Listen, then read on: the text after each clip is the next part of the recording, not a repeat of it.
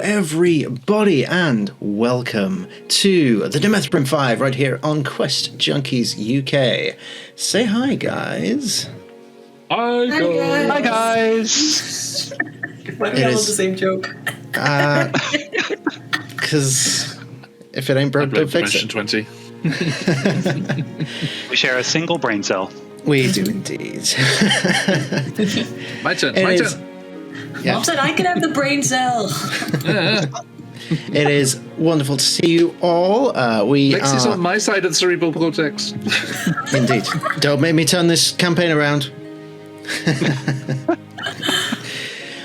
As you can see, the energy is palpable here today as we return to the shores of Demethrin for this really happy, easygoing, fun campaign where it's like there's flowers and birds tweeting and some deadly titan covered in rot that's attempting to take over the world or something. I don't know. It's just a happy, fun time.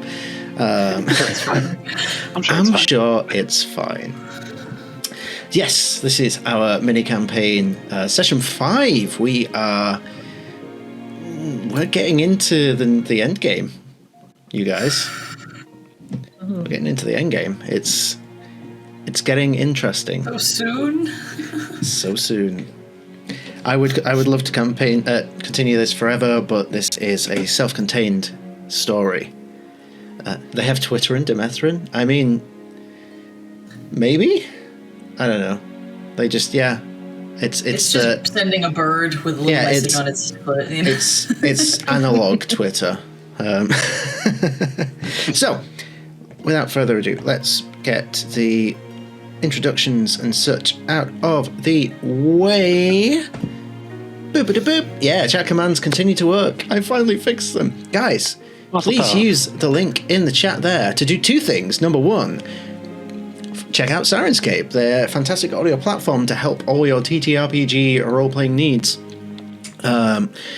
Enhancing them with music, sound effects, all sorts of ambiances and Wilhelm screams, sad trombones, you name it, they've got it.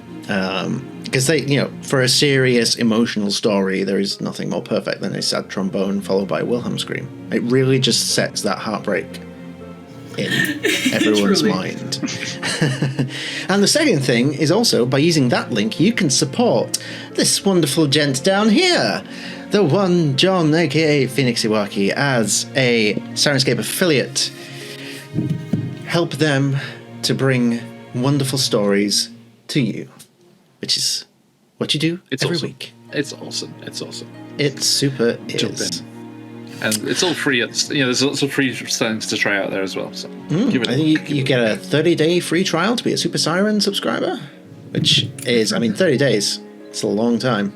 Think of all the things you can do in 30 days. Think just how many sessions I play in 30 days. It's a lot. Think of how many potential TPKs you could run in 30 days. Like, if you really put your mind to it. It's Please, guys, it's Christmas. Moving swiftly on. Chinese Christmas before Chinese New Year. Our wonderful character come from. Our wonderful character art that you can see on the screen is done by the ever fantastic Aviv Orr. Please go and show her some incredible support. I always go to Aviv for our character art. She's incredible. We have some new art coming soon, hopefully, from Aviv for our Wildmount campaign, which will be beginning in March, featuring a brand new lineup. Some familiar faces, some brand new faces, some that we're very excited to be sharing the table with. But more on that at a later time. If you would also like to keep up to date with all our latest news and meme sharing that we do, go ahead and join the QuestJunkies Discord right there in the chat. Oh, and there's also a merch link, apparently. Thanks, Stream Elements. So, use those links to not only join the Discord and come and hang out with us all, potentially jump into some games that we're running. We have a recruitment page. or you can use the Pat Prompts channel to get the wonderful Pat tunes to draw your favourite scenes from our sessions. There has been some incredible ones, or even maybe be part of an animatic. But more on that later. And also, there is the link for the merch store. We have brand new merch, finally new merch for the Demethrin 5. What's that you're wearing right now, Grim? No, that is a fantastic question. Oh, no. It's a sort of catastrophically good t-shirt design. Talking of catastrophically good, we have 5 gift subs from Clover. No, Thank Clover, you you're too so kind. very You're much. too kind. That is 1, 2, 3, 4, 5. 5 spins of the wheel. 1 for each of us. I will keep that in mind. Thank you so much for your continued generosity. It is incredible. And yes, all the chaos. So yes, our new merchandise is available. I'm constantly adding to it because I have an unhealthy obsession with making merch. If you are subscribed... Oh, we've got another one. Oh no. Oh god. Okay. It was perfect. It was like all the people, those poor people, those OCD there in chat now. Gone. There was 5. There's 5 people. So Fit. DM is the 6th. So. now, the interesting thing about that is that has just pushed us to our next sub goal. So after this session, you'll get another magic item. The wild ones get another magic item. I am starting to think this was a bad rule. So there you go, Pat. You'll get a new item on Monday. Reminds me when we beefed up the channel points for advantages and disadvantages. It's like, this is happening too often. Make it more expensive. I mean, I live for the chaos. You know me. I thrive in it. What was I saying? If you want to thrive in it, I have a nice little vault of magic over there with a bunch of tables in it if you want to go full random for magic items. Malin, run! Malin, run! Run! Don't threaten me with a good time. I know, right?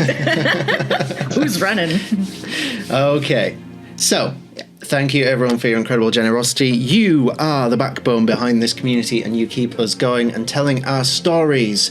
And yes, as I was saying before all of that, if you are one of the people that's just received one of those wonderful gift subscriptions or you were subscribed already, head on over to the merch store, connect your Twitch account, and you get discounts on everything.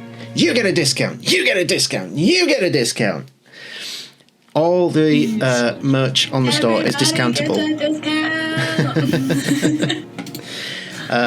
So go ahead and enjoy. I know Christmas has just passed, but if there's someone's birthday coming up, maybe they like TTRPGs, and you want to get them something cool, then maybe get them some merchandise. I don't know your life. If somebody dies in the campaign, you should get them a sorry shirt.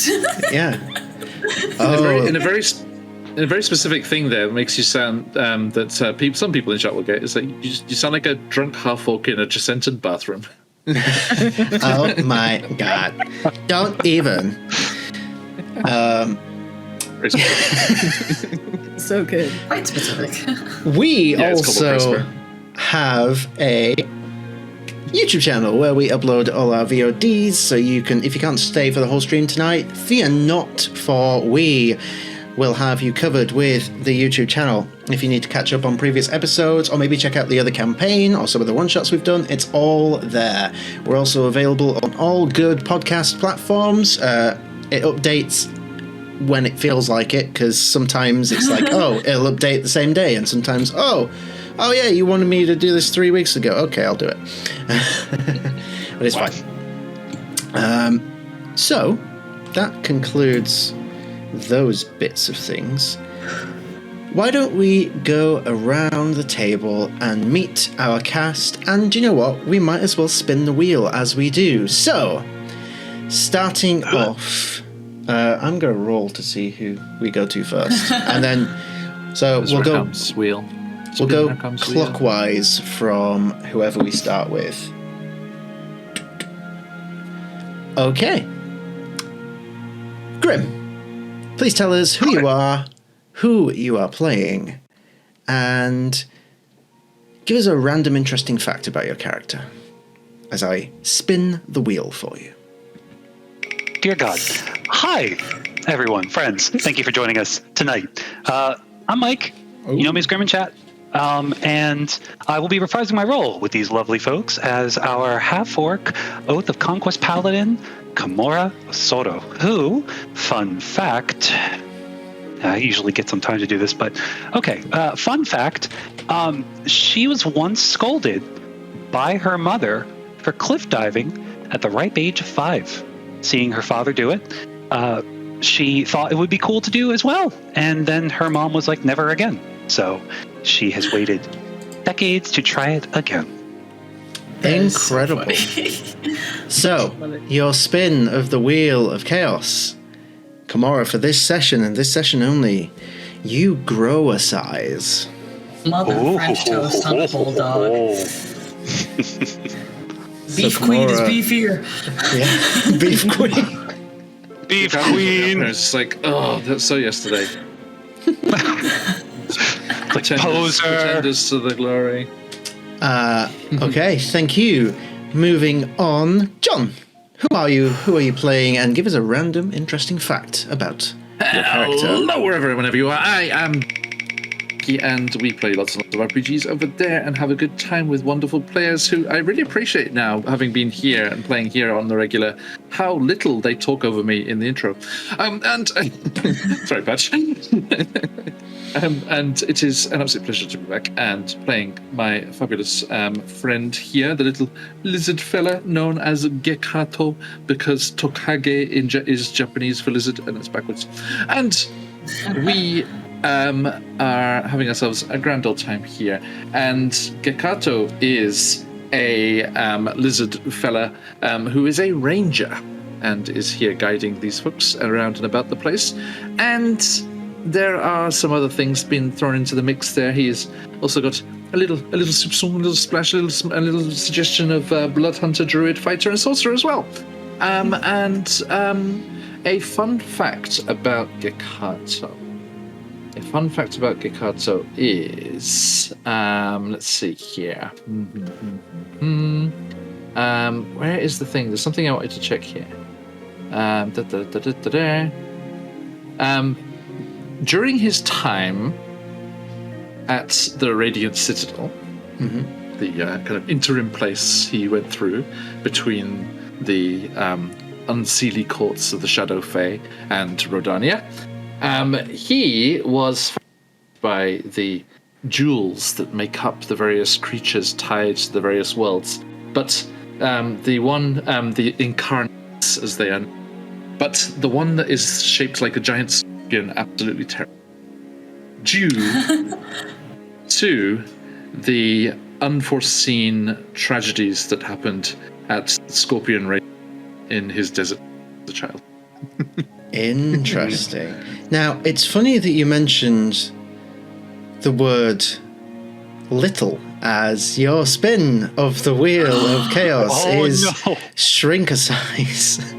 That puts me back to my normal size then, because I was enlarged before. Well, no, because that has ended. So you Why? go. We're still in initiative. But it's per session on it. It's per session on this. No, I used my character ability. Oh, you did. Okay. Yeah, it was the rune. Yeah, so the rune brought him up to size. Yeah. Okay. So He's just normal size. Or am I an enlarged small creature that's medium now?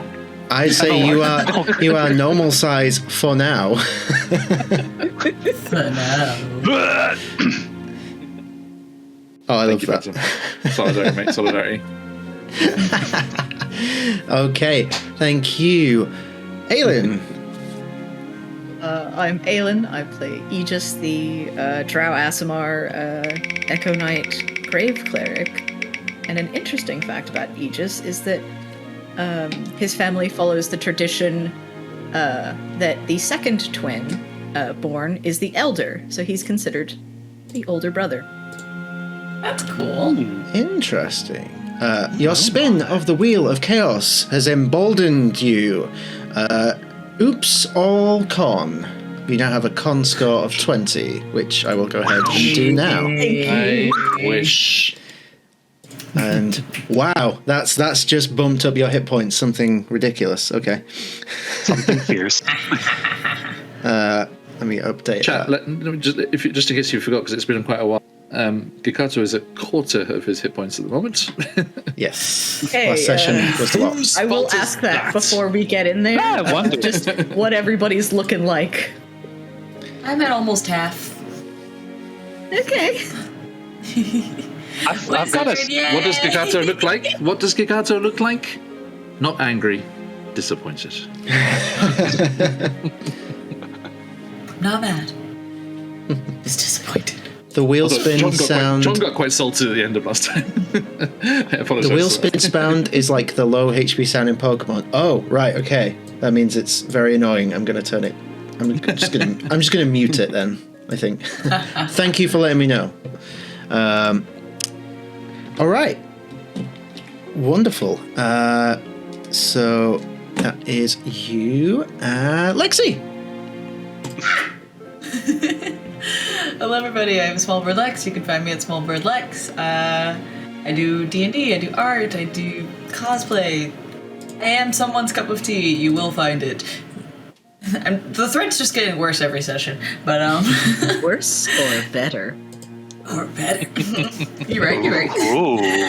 Got our fighter, warlock, wizard, ginkgo. If you guys missed all the big lore drops, her patron's her dad, which is a dragon.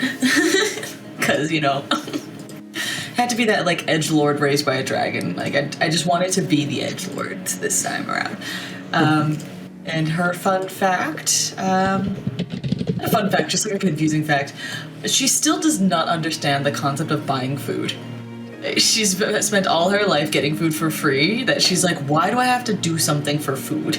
Like, no, just give it to me, I'm hungry. So, your spin of the wheel, if you will go ahead and refresh your character sheet, you will see that you have received the Oops All Dex buff. Whoa. You have a dex score of 20. Whoa. Yes! You sure we don't get to reroll initiative? Thank you! That armor bump's gonna do me some solids. Okay. Phantom, Gikato's just shy of last legs, for fuck. I'll protect you. Kisses. And I am Patch. I am the DM, and I will be dual rolling Astra today. I'll take a spin of the wheel for myself, but I'll take one for Astra as well, because why not? So Astra. Warlock on the offhand attack. So a fun fact about Astra. I have to invent something now. She got called a bitch by a warlock in Wild Beyond the Wind. That is very, very true. That did happen recently. Because that warlock is also. If y'all read the chat right now, our wonderful Pattoons from the main campaign, Demethi players, I may have time tomorrow to do Art of the Party if you fancy DMing descriptions on Discord. That's too kind. That'd be Hell awesome. yeah. We love you, yes. Connell. Thank you. Everybody loves Connell. Oh. Everybody loves Connell. That's in the first page of the hero book, right? Uh-huh. It's also I've but one session with him, and there's only one word: smitten. Smitten. Absolutely smitten. Everybody loves Connell. Thursdays, 9/8 Central. So Do the freeze frame endings. So, a random interesting fact about Astra. Yeah, well. So she's very fond of her maternal figure. Was it Baba Yaga? Baba Yaga. However, isn't fully aware of how Baba Yaga is doing at the moment, I would say. And that's probably as Baba much Yaga. as I would like to reveal. any more information from that, you might have to tune into Phoenix Iwaki to find out. Specifically. Uh-oh. John, don't you dare. Little cross-channel teasing there, as always. And let's do a spin of the wheel for Astra. Do-do-do-do-do-do-do-do-do. That is... Oops, all strength. Okay. So Astra is buff Astra now. Yes. Which is great, because her strength score was 9. And it's now 20. Sam What a dump leans stat. hard into dump stats. Yeah, like her intelligence and out of the really, really low. I was Yeah, what is it, like 7 or something? yeah, it's like barely able to speak. She's My I was like, dump "What?" stat was wisdom. Never Okay. guess. Cool. And a spin of the wheel for me, probably, well, for Jariel, actually. Should I say? A wild magic surge. Okay. Oh, God. To The haven't character talked in a is while. immediately transported back from whence they came. I mean, Wow, how convenient. it's possible. You never know. Vanished. You never know. So I need to get on the phone here to Joey Hay, because like, can you come and collect your wayward? Okay. Love you, Joey. Please take your back. What else? Actually, I haven't heard anything from Ghostfire about everything's going. I feel like I have, but I can't recall. Yeah. Well, Sean Moen does his podcast with Teos Abadea, and they talks about it, but I haven't heard like official Ghostfire stuff. Where think- is my maybe I just missed it. D100? Hey, I don't know. Hello! Welcome! We are just getting underway. Ooh. Oh! She rolled a 7 on a D100. That's... Low. okay. Low. Interesting. It's good for you guys. Good. For the next minute, at the end of each of your turns, a copper coin falls out of one of your pockets and jangles as it falls. So she Not might my money. she might kill you all, but she's gonna get poor while she does it. I don't know. So Sammy said, "That's good for you guys. I was expecting a little more, to be honest." So we can keep track of Astra now. We If can. Kikatsu needs to track her down, just follow the coins. Okay, so with all that out Go of the take way, him for the horde. and our wonderful people watching tonight, let us do a quick recap, as we haven't played since last year, technically. So long. Whoa. So, Not as necessary as long as it sounds. so let's briefly recap the events of the Demethrin 5 so far. A group of heroes were brought together on the shores of Demethrin, taken to the capital of Cathermand, at the behest of the king, Midas Jureo. Some native to Demethrin, some from the sister continent of Redania. Relations are not good between the continents, but nonetheless, an alliance of sorts has been formed here between these individuals. Tenuous at times, but so far, everyone's still alive. For now. Hence, it had been formed. You tell me. The group are charged with heading northward into the Wastelands, an area of the continent which is practically uninhabitable, to source out what had been described as a rot that was amassing, with the belief that it was attempting to expand further southward, threatening the people of Demethrin and potentially beyond. So, following the guide... thank you for following Hypernerds TTRPG. Welcome. Following the guidance of their guide, Gikato, who knows the Northern Wastelands, has scouted them before, the group set out, as they got to the gate settlement, they encountered a rot dragon, which was a dragon that had been consumed by this rot and kind of reanimated in a way. And they were able to slay it, though in the process, 3 of them did come into contact with the rot and begin to show signs of corruption. Interestingly enough, the corruption did seem to embolden them in ways. Their vision was better, they felt more resilient to things. But after seeing the dragon, they knew that the end game of this corruption did not look very good.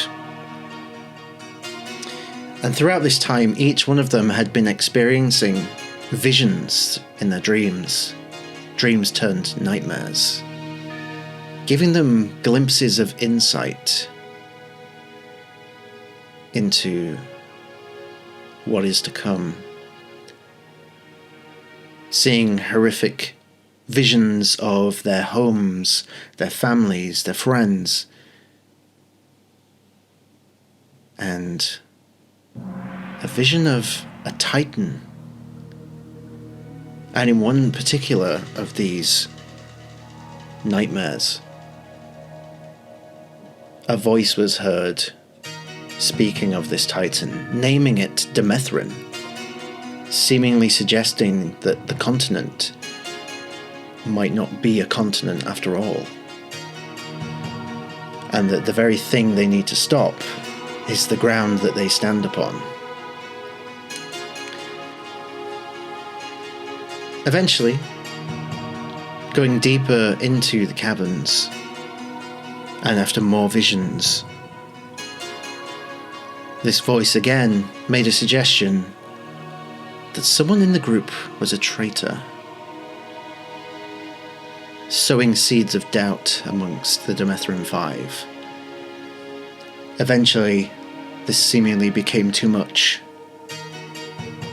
and after a heated argument between Kakato and Kimura, blades were drawn, initiative was rolled, until a very, very fucking clutch move by a certain grave cleric, Aegis, dispelling Oathkeeper, the blade of Kimura, seemingly breaking some sort of unseen influence that the blade had over him, over her. And in the immediate aftermath of this, something else happened, as unbeknownst to the group, they were not alone in the cavern that they were in. As a creature from another world, a world called Exandria, had found its way to Rodania by means of the Great Reconvergence, a whole new world full of victims, tests of her strength.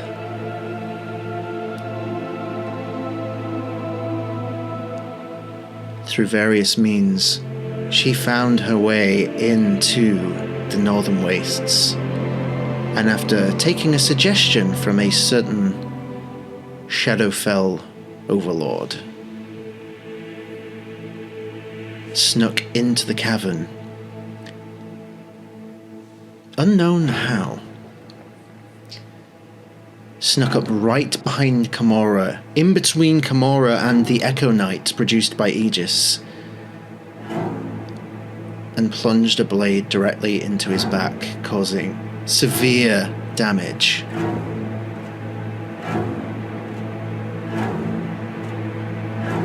And that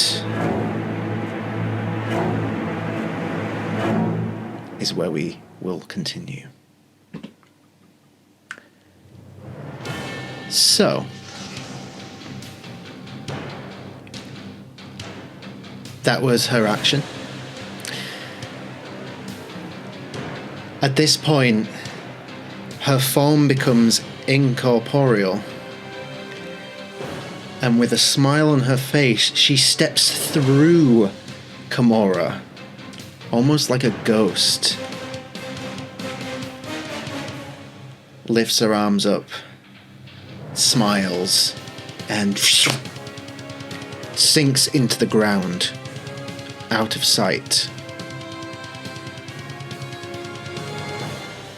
Which brings us to Ginkgo. It is your turn. This is the worst game of whack-a-mole ever. Oh my goodness. Oh, what can I do if I don't know where she is?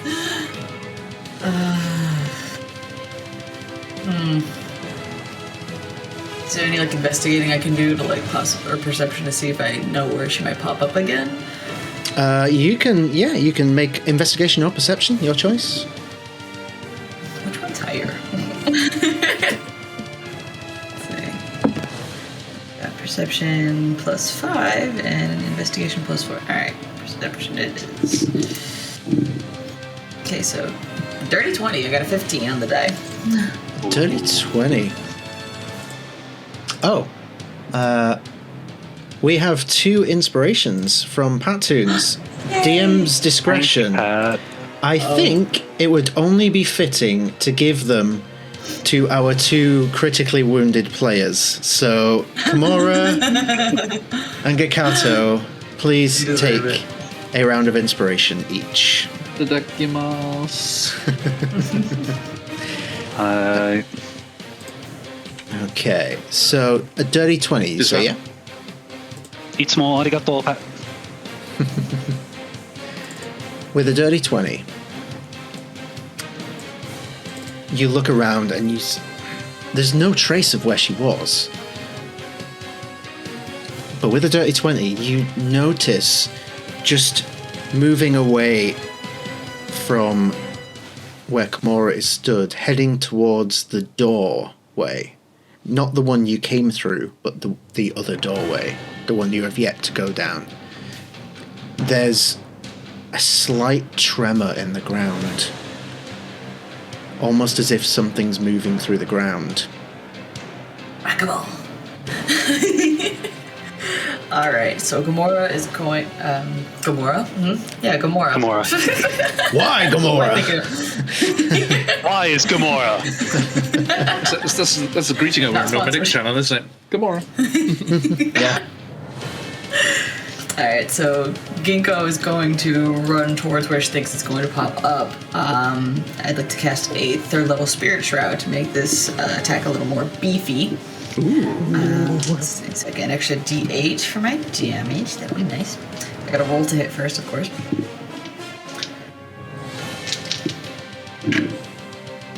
Okay, so +9, 16. And a 23. A 23. Oh. Okay.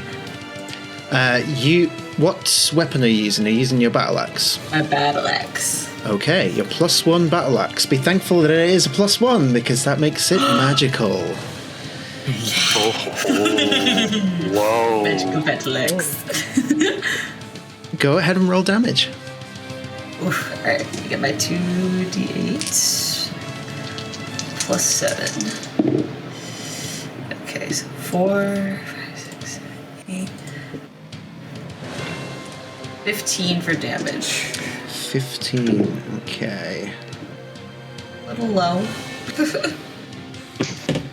So the rest of you watch as this thing sinks into the ground, and immediately Ginkgo's eyes are trained at something in the ground as she leaps over and whack into the ground with the battle axe.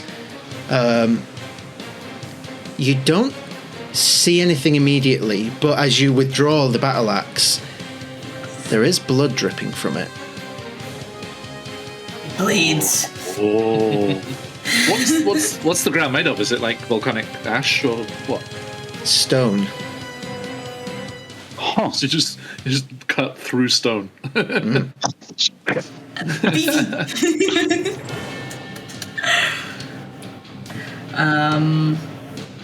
Alright, she's Go probably for it, gonna little take sister. Have at it.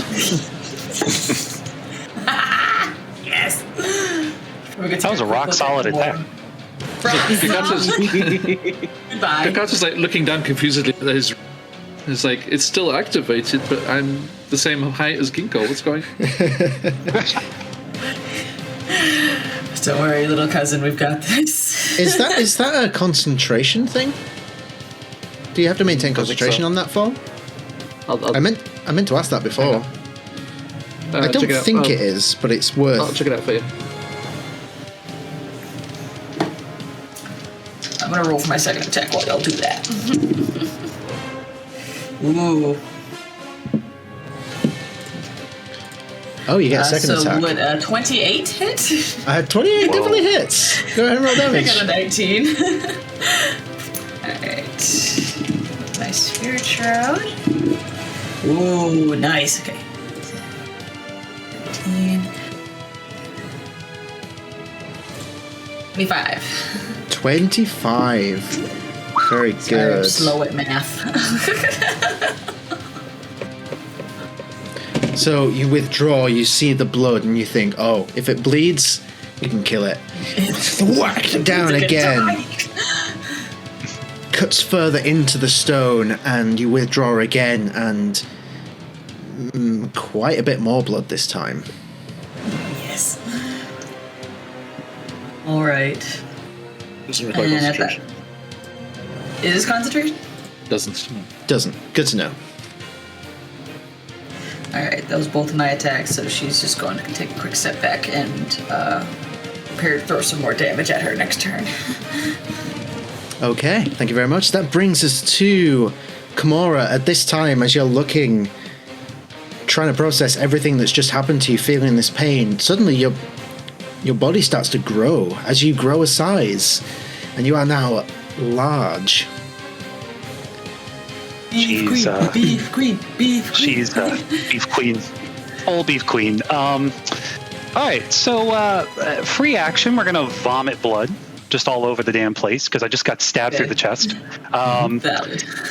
So I will leave this to your discretion, Patch. But picking up Oathkeeper, I had two ideas since Aegis had effectively removed the magic. It's either incredibly heavy and unwieldy, like the Darksaber, or it's incredibly hollow and light and feels light to pick up.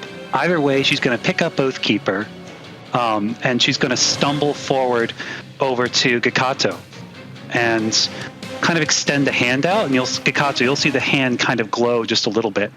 And as an action, I'm going to cast Lay on... It's not cast. As an action, I'm going to use Lay on Hands and pump 50 HP into Gikato. Oof, 50. Excellent. Aww. I'd say Oathkeeper, Friendship. if I could use a word to describe how Oathkeeper feels in your hand right now, empty. Empty. That is good to know. And I think she'll just cough up a little more blood as she puts the HP back into Gikato. I'll keep my promise. And then just use all her remaining action all her remaining movement to go towards Jarell. And as a bonus action, we'll cast Wrathful Smite. That's a concentration. Okay. You head over to Inko and Jarell. That brings us to Astra. Well, what am I going to do? They're still in the rock. Yes. That's right. That's rare. Usually, like most incorporeal movement things, like get you chucked out if you end your turn in solid stuff. Or you can take the damage from it. That is true. She's opting to take the damage.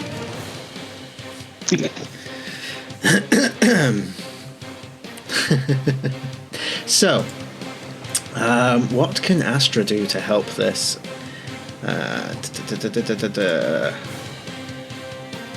let's have a look here.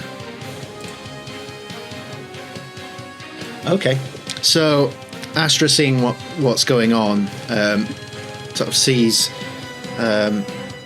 Ginkgo smashing the ground and notices the blood on the axe. Let's see if I can help things. And she reaches a hand out and she casts Hex on Jeriel. So Jeriel is now hexed.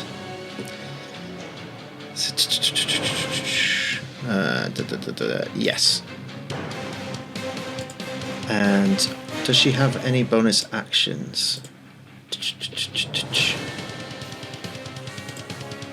Bonus action. She's gonna look at Kikato. Are you okay? You don't look particularly well at the moment. I'm not that bad. Komura's a hell of an apologist. It would seem so. And that will end Astra's turn. Kikato. I have a question before we end Astra's turn. Yes. Hex also gives an ability disadvantage. Oh, it does. Forgive me. Yes. So let's have a look. Let's give a disadvantage on Dex, I think. Given her character build. Okay. Thank you for that. That is very important. So, Kikato.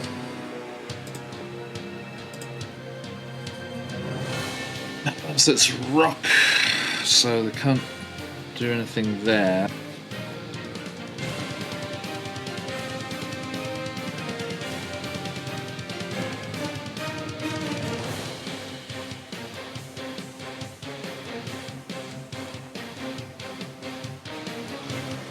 Okay, I am going to... How far away is Ginkgo attacking the floor? I'd say about 30 feet. Okay. So I'm gonna... And that's 30 feet towards the other door from me. Yeah. Right? So yeah, I'm gonna run the 30 feet in that, but at a diagonal, so I'm like away from where Ginkgo is. Okay. And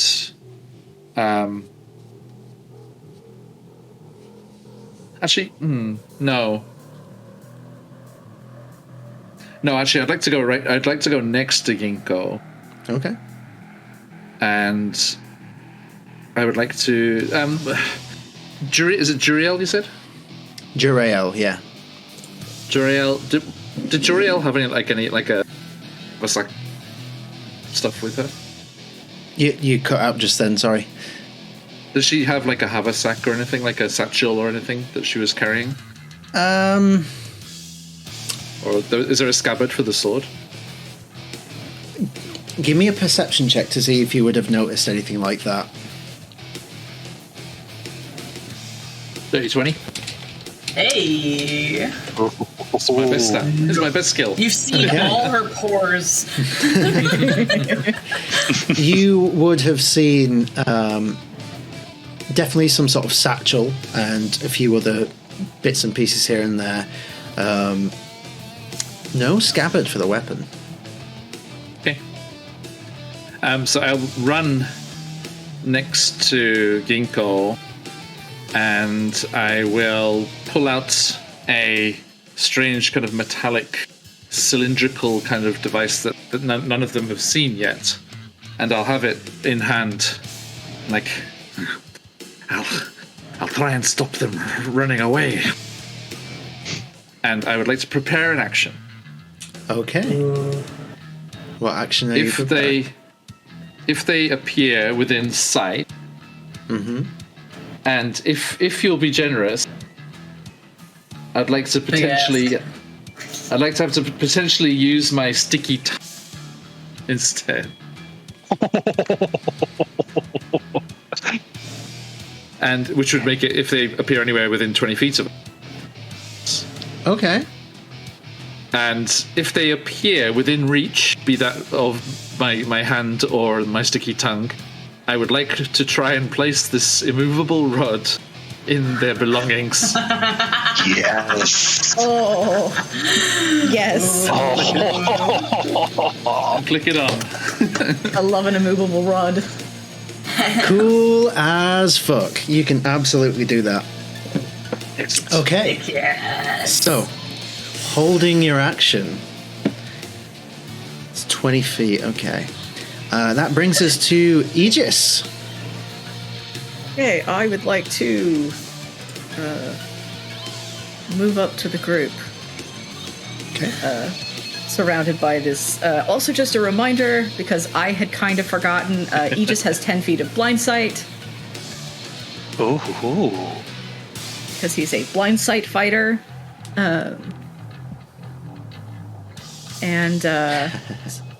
So, yeah. Am I allowed 2 inspirations? Yes, you are. Screw it. Cheers, Phantom. And yes, Baron, I am now Yoshi. Rushing up, gonna use my Aasimar ability to give Kimura 12 HP back. I'm just gonna start ticking things off on my list of things. Got a lot of actions. Yep.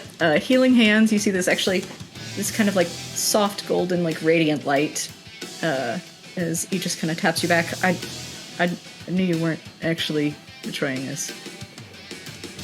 And Yuri's still out. Oh no. okay. So that is my action. I'm going to action surge and cast a spell. Okay. I would like to cast Spirit Guardians Yeah. to surround us all with this holy aura of basically just more Iria and Aegis's. So yes, it'll just you guys. Hashtag blessed. Yeah. Indeed. Yeah. Got a bunch of scary, creepy doll twins. Just And I'm going to mark that down for my concentration. How do you think that works, Patch? Will the fake Slim Shady please sit down? Yeah, that seems right. Pull up a chairs on the table and please sit down. Yeah. Anybody who is not our party, who enters this aura, is going to take 3d8 radiant damage on a failed wisdom save, half as much on a success. Okay. Nice. yeah. Good to What's the- know. Aegis. Aegis, what's the zone of effects on that? Oh, also, it does affect movement speed. I will just drop this in the chat for y'all. It's a lot. It's my favorite spell. I love being a cleric, and I love this spell. It is so Oh. self-defense. Service with a smile and a smooch. Okay. That's the last cup of tea she ever got. And just like that. Which So, chat? into the Discord chat. But Juriel's speed is halved in it as well. Good to know. Nice. What does it say for the area of effect? It's I'm just a curious. wisdom save, except for y'all are all protected by it, as opposed to harm. But any other surprise enemies who are going to come up are also going to find a nasty surprise of stabby twins. So it's within 15 feet of Aegis. Yes. Yeah. Now, I'm just curious if it said a 15-foot sphere, and I wonder if it extended underground as well. Thank you for It would following be the a fake sphere. Slim Shady. Hey, welcome in. Welcome. Chaos has only begun. It has. Okay, so Spirit Guardians in effect. Good to know. And would you like me to roll any damage, or are we? Is it on the start of their turn? It is. If. Let's see. Yeah, when they enter the area for the first time on a turn, or start that. Yeah. Yeah. Okay. Okay. So that finishes your turn. Action movement. Bonus action. I'm just gonna move the echo near us. Okay. That's it. Cool. The bonus rock is so good. So it is. That brings us to the top of the round. Go ahead and roll your Spirit Guardians damage. Oh, love to see it. 15. 15. Okay.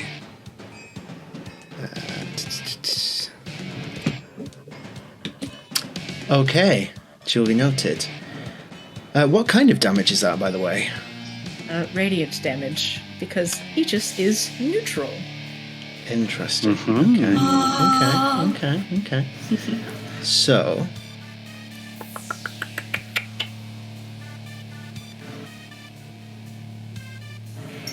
Was there a saving throw for that? Wisdom save. Ah. Okay. But it will be half damage if it's a Okay. success. So. That is a 26. Yeah, it's half damage. And she's gonna go ahead and use evasion.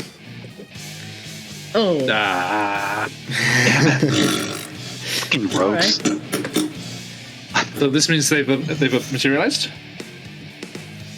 They popped Well, out then, right? so here's how this happens.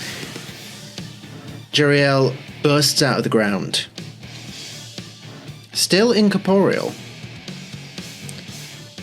but her incorporealness falls as she goes ahead and casts a spell. Oh god. Suddenly, in front of you, you now see 4 Juriels French as she toast on a bulldog. casts mirror image. Fucking mirror image. I love that. Mirror. Also hate it, but No! If that was the other way around and you were a player, I would call meta bullshit on that. But okay.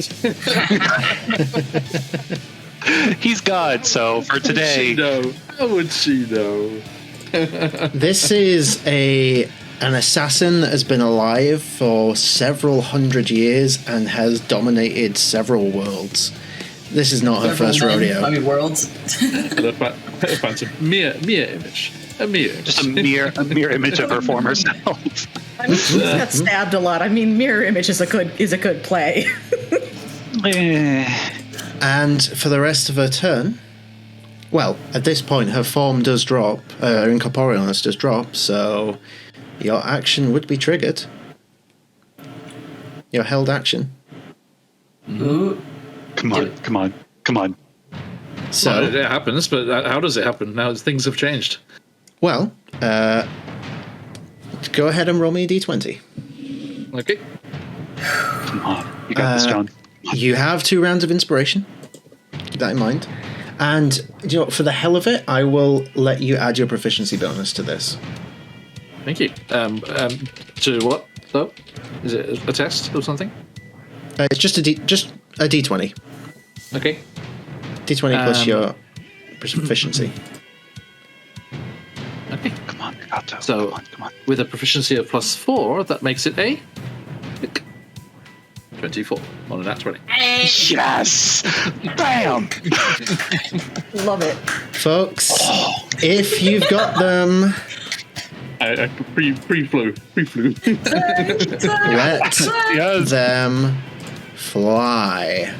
And Aiden, thanks for sending your dice over to Japan. It really helps. So, Kakato, this isn't your first rodeo either. You have seen this spell before. You know what it does. You know the trick behind it. So tell us what you do. Also, how far away is she? At this point, she's within like 10 feet of you. Oh, right, okay. I think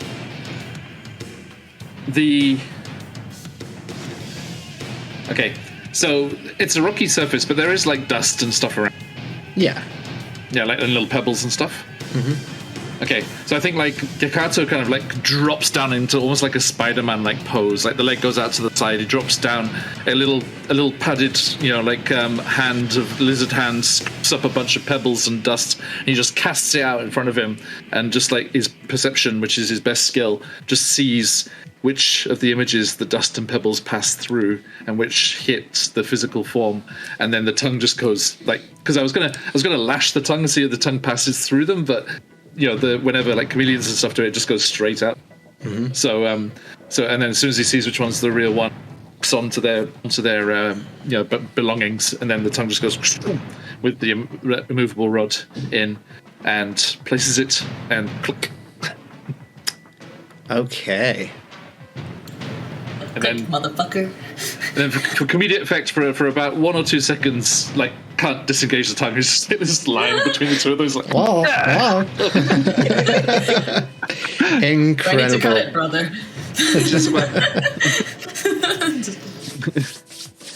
Hello, je ne sais quoi. Good to see you. C'est un je ne sais quoi. So, amazing.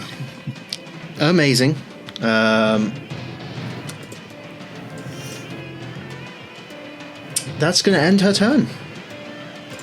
Hey! Because she used her action for the mirror image. She used her movement, which is halved. She took the damage, and she has now been immovable rodded. Someone got rotted. Oh, someone got rotted. Yeah, I should have asked for a persuasion check. Just over here watching his tongue and say, I never knew Gekato was both-handed. Ginkgo's gonna press Gigato's tongue to taste like meat. minty. On that subject, Ginkgo, it is your turn. All right, so our friend. I will. So our friend is out of the ground now, correct? Yes. Okay. I'm gonna do another cheeky spirit shroud, and for my second attack, I am actually going to do Eldritch Blast. Eldritch Blast. Now, Eldritch Blast. young patch of face. Yes. You know how your AC is based just on your because Yes. of you moving to dodge the blade and dodge the attack. Does having an immovable rod in play detract from said mobility at all? That is a very good question. The original plan was just to stop them disappearing again, but thinking it through. And her movement's already halved by the spirit guardians. That is true. Does Spirit Shroud have an additional movement capability? I know it's a concentration spell. What it's do not the gonna be advantage, specifics say? Like advantage would be like a full-on restraint, and they're not restrained. No.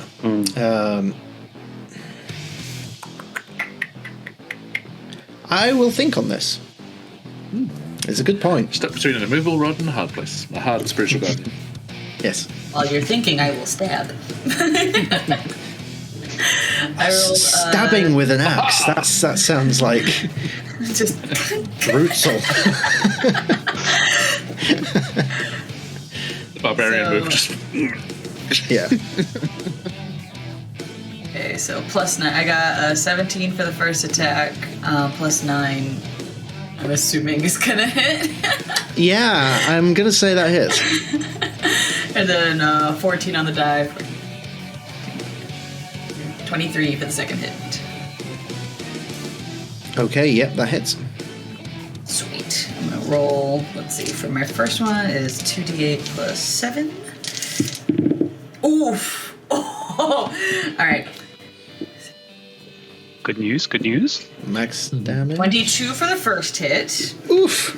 And then 1d8, a d10, +4. Alright, give me some solids. Okay. And 15 for the second one. Not too bad. Could've been 15 better. for the Not second full one. shabby. Okay. 2 solid strikes.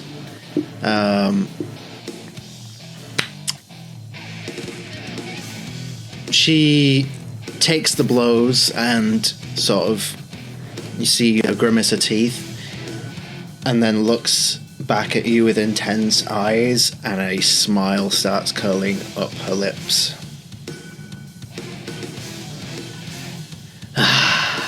The best challenge I've had in a while.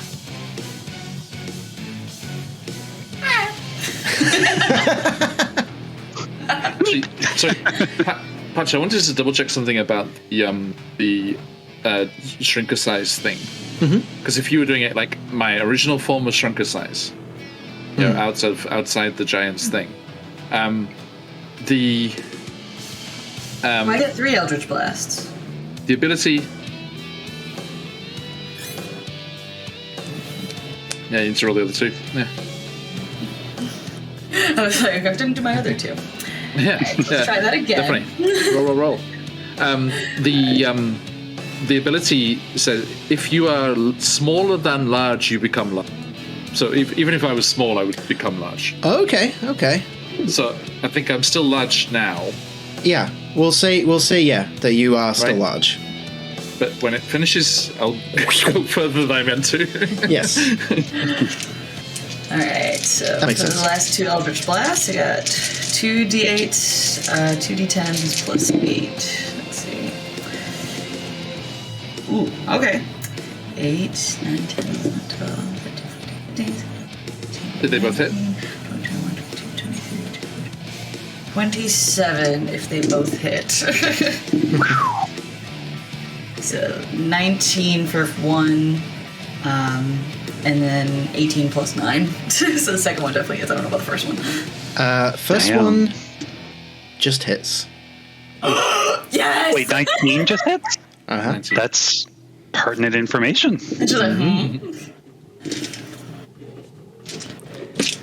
Yes. Okay. Excellent round. This is the point in Critical Role where the camera cuts to Travis. Is like, there it is. That's the AC. That's the AC. Are you paying attention? You writing this down? Everybody writing down the AC. Yep.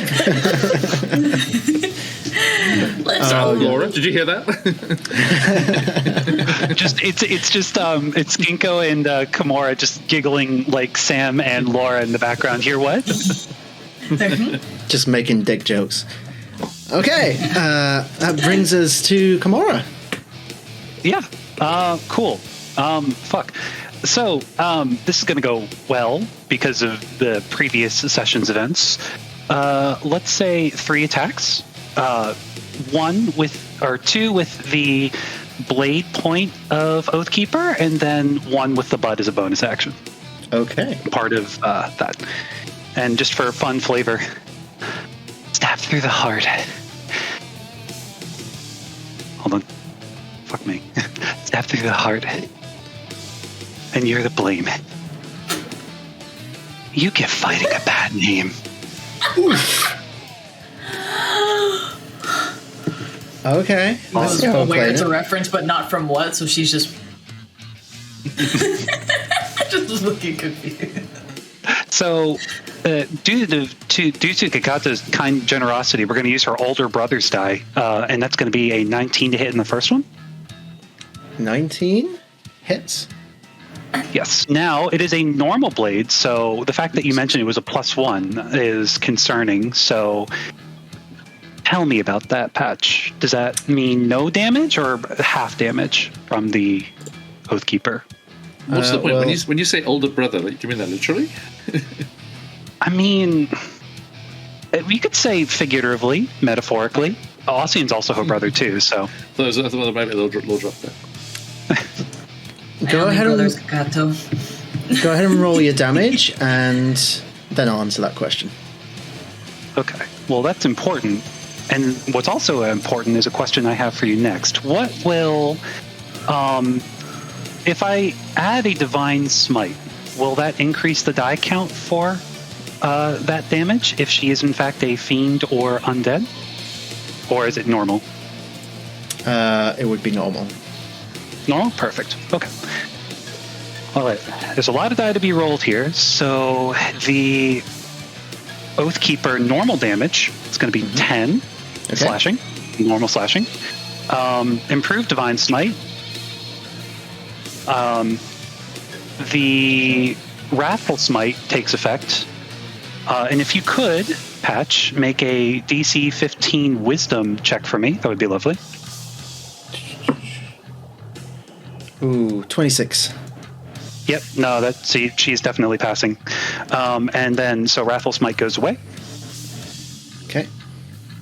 And then Divine Smite is going to be, ooh, that's max damage. All right, so altogether we have 10 normal slashing, 4 psychic damage, and then 24 radiant damage. Okay. Second attack. When you make the first attack,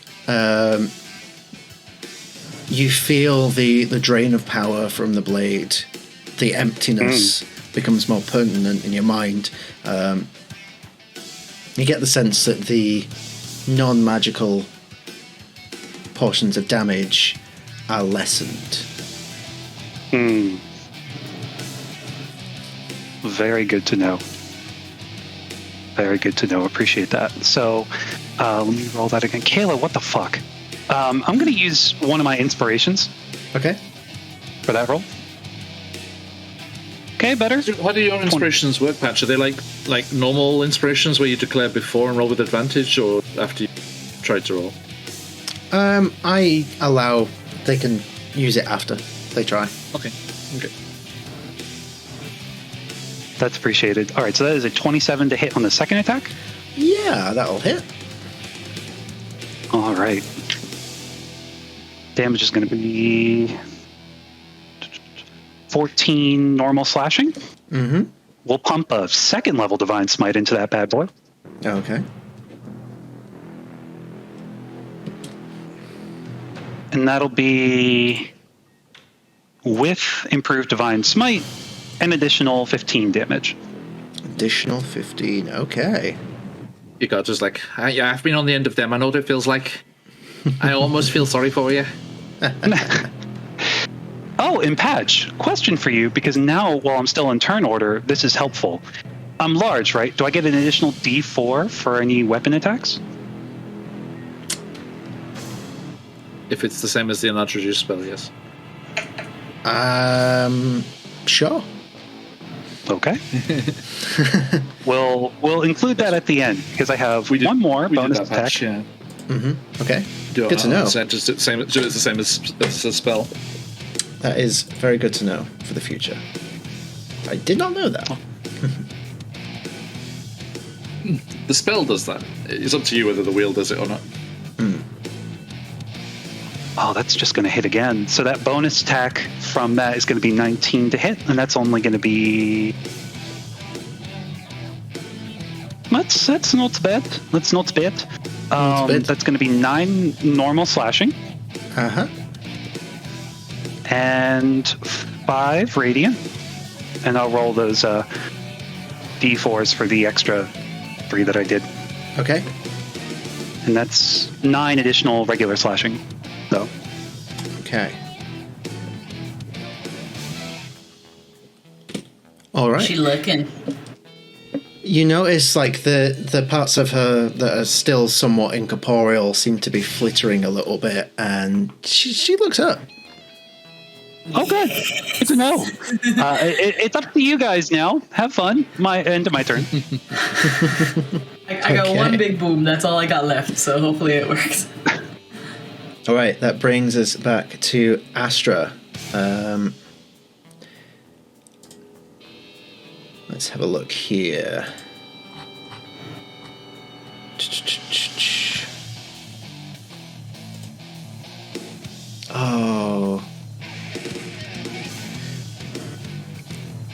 Oh, that would be cool to do, but no, that should be something that she's here to do, because that is cool. No, do you know what? Fuck it. Like, I am being Astra, so I want her to have a cool moment. So I think Astra walks up to you all, the immovable rod currently seemingly holding Jarell in place. And she, like, unnervingly stares down Jarell and says, I don't think you're welcome here anymore. Bye-bye now. As she is going to cast Banishment. Yes! I knew it. No! I knew it. No, fucks it up. No! She can't be banished with the immovable rod, though, right? Can she? Well, she has to make a save. So we'll see what happens. Dun dun. Dun dun. Dun dun. Charisma save. Okay, one she's not great at. She doesn't have charisma, guys. Just talk her to death. No Riz. Okay. So Astra's spell DC is a 16. Yeah.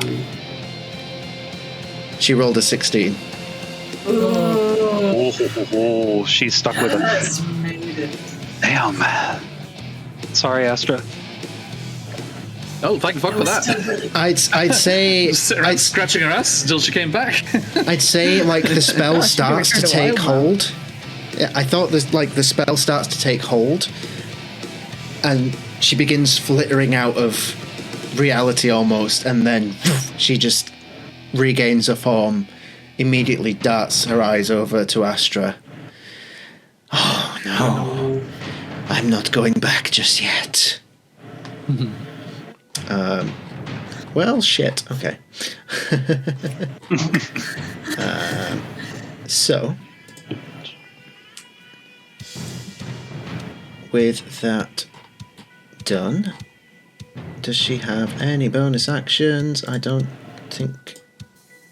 Other than spells, no. Okay, so she's gonna stand her ground, but she's gonna pull out one of her daggers and sort of ready it. It's like spin it in her fingers. Which brings us to Gikato. Okay. So it failed, right? They're still there. Yes. Okay, thank God. Right. Well, because I mean, she would have just disappeared for a minute and then come back. Yeah. Well, so the thing about banishment is, if the target is from another plane of existence, another realm, Yeah. they stay there. They don't come back. Yeah. I assume Exandria and here are both the material plane. But not from the same world, not from the same verse. Okay, that's because I was reading your plane to be plane. Okay, fair. If you want, yeah. Happened to one of my characters in another campaign, and she was banished already from that pain. So like, Yeah, nearly happens The whole to thing. that cleric. I can go home. oh no, she was like not allowed back by like Yeah. the sea goddess. The sea Nice. goddess was like, I will eat you, and I was like, please, I didn't mean to come back. I'm sorry. There you go. Gotta watch give me- those sea I'm goddesses. sorry, Mom. Sea goddess is not my forte. I don't know. They seem very friendly to you, Patch. Yeah, So, actually, Patrick, are you going with that Egyptian one? Do you think? I think so. Right. It was too perfect, wasn't it? Yeah.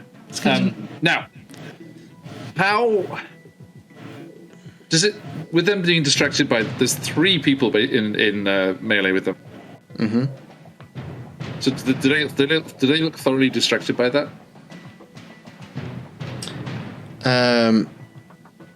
I'd say so, and Yeah. I would also say, actually, we'll leave the attacks that have already happened as they were, but she did still have mirror image up, so we should have rolled for mirror image. Yeah.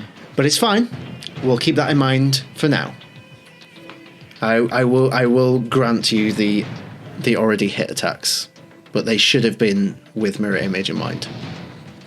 Okay, well, that's a good reminder for me because that changes. Yeah, That kind of changes because I'm thinking, do I use a spell or do I go melee? But if I go melee, it's very slim chance I'll hit her.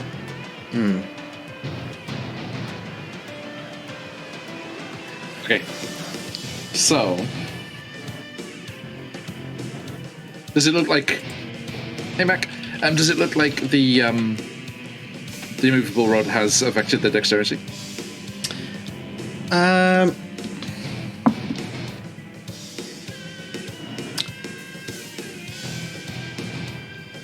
Make me a perception check. Sure.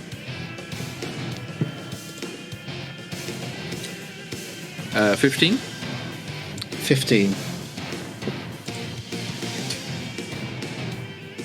It looks like it might have done.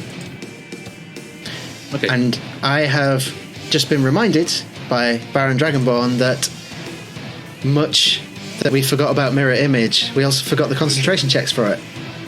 So, Thank you, Baron. with all those attacks, I'm going to say the concentration dropped because it's very likely that it did. I don't think she would have passed all of those concentration checks. Yeah, right. So, And there's a lot. Thanks, they Baron. Weren't like the straight. They weren't like the flat 10 DC either, were they? They were quite hefty hits, weren't they? they were. Yeah. So Okay, that so would the have mirror image is gone. That does change things. Then, does it Yeah. look like? Does it look like I would be able to stealth up on them if I succeeded in a stealth check because they're so busy with the others? I would Like say taste of her own medicine. so. You can certainly try. I will give you advantage because she is distracted. Thank you. On the stealth check. Yes. Okay. So I'm stealthing to attack. Yes. So I get advantage, and then if I succeed, I'll get advantage on the attack. Mm-hmm. Nice. Okay. Kato, come on. Come on. That is going to be 18. 18 stealth. Yeah. Okay. 1 second. Come on. I have 2 inspirations, which I'm willing to burn.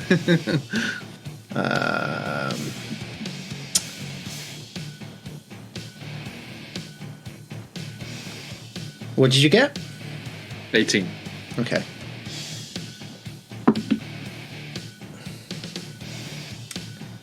Okay. Made a perception check for her. Mm-hmm. Natural 2. Yes. Yes. It is very dark. I in the remember. room. I remember it vividly. having Kamora coming right at you is very distracting. It was a perception check at disadvantage. Actually, large. And one of the other ones was a natural 16, which would have absolutely ruined this for you. But the disadvantage. So, Okay. yeah, you stealth your way over. Okay. Like a beef queen So- mode or something. Okay, I mean, so as merch. You're right. Beef queen. Queen. Okay. So I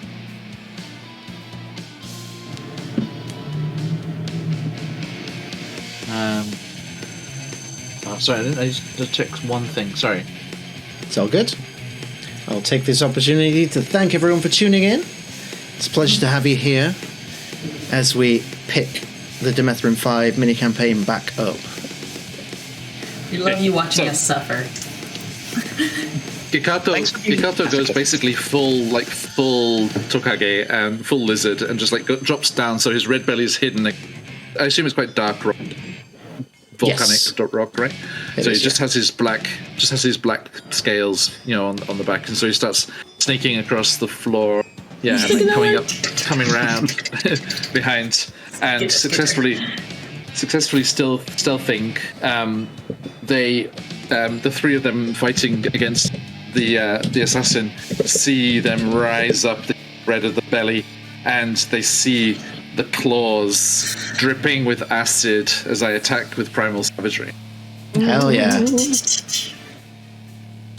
And I say, come on, Uma, give it your best. And that is gonna be, I'm gonna re-roll with one of my inspirations. Okay. Yeah, On Gikato. I can only use one per attack, right? Inspiration. I had 2 inspirations. I'll let you use another one Can if I you burn need both to. of them? Yeah. I'm rolling with advantage, and the 19, right, to hit. Uh-huh. Yeah, I haven't hit yet. There's four rolls and I haven't hit yet. Okay. Come on, Gikato. Okay, Please. the final roll was a 3 and a 1. Damn it! Oh, shit. Anyone else wanting some Phoenix dice? I swear they work better for other people. I mean, they were rolling pretty hot earlier, you know. Yeah, I got that natural 20 before. You did. Now, the Primal Savagery is an attack, right? Yes. And I have 2 attacks. Yes. So, can I make a regular attack?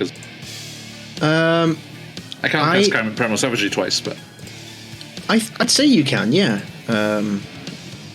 Right, because it's under the list of attacks on my action. Yeah. So, yeah. Right? Feel free. But I can't cast a spell twice, can I? No. It's not Primal Savagery. Just a regular attack. Right? And... Well, hang on, what's the duration? No, it's 'cause it's just instantaneous. Yeah. So just that, when I lunge for them with my claws, and as I miss, badly, 6 times. Unbelievable. It looks like one attack, but as soon as I do that, like just the sheer embarrassment of that, just that they just retract and it's like, yeah. Aww. And all right, brother. And he's like, yeah, that's all good. And he's like,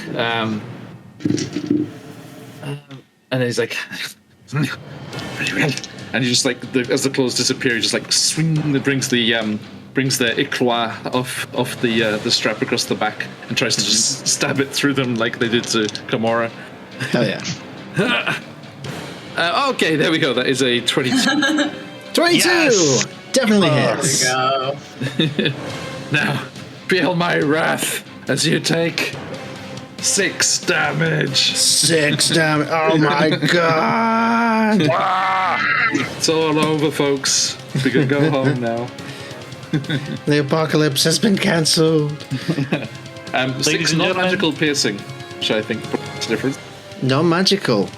Very good to know. It's still a hit. But resisted, I assume. Yeah, you feel a resistance in the blow. It's 8 rolls of a d20 and I got 3 points of damage. Yay! Take that.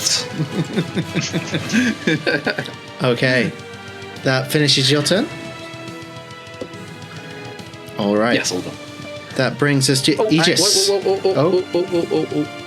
Because I am in my giant form, I do get extra d6. Ah! Yes. Hey, nice. Little Come bit. on. Come on, let's get a 6. Come on. Max. Get it. You get that 6. Right, you wish. That'd be nice, isn't it? I think that's right. And just double checking. Yeah, 1d6 extra on one of the turns. And there was only 1 hit, so that's easy.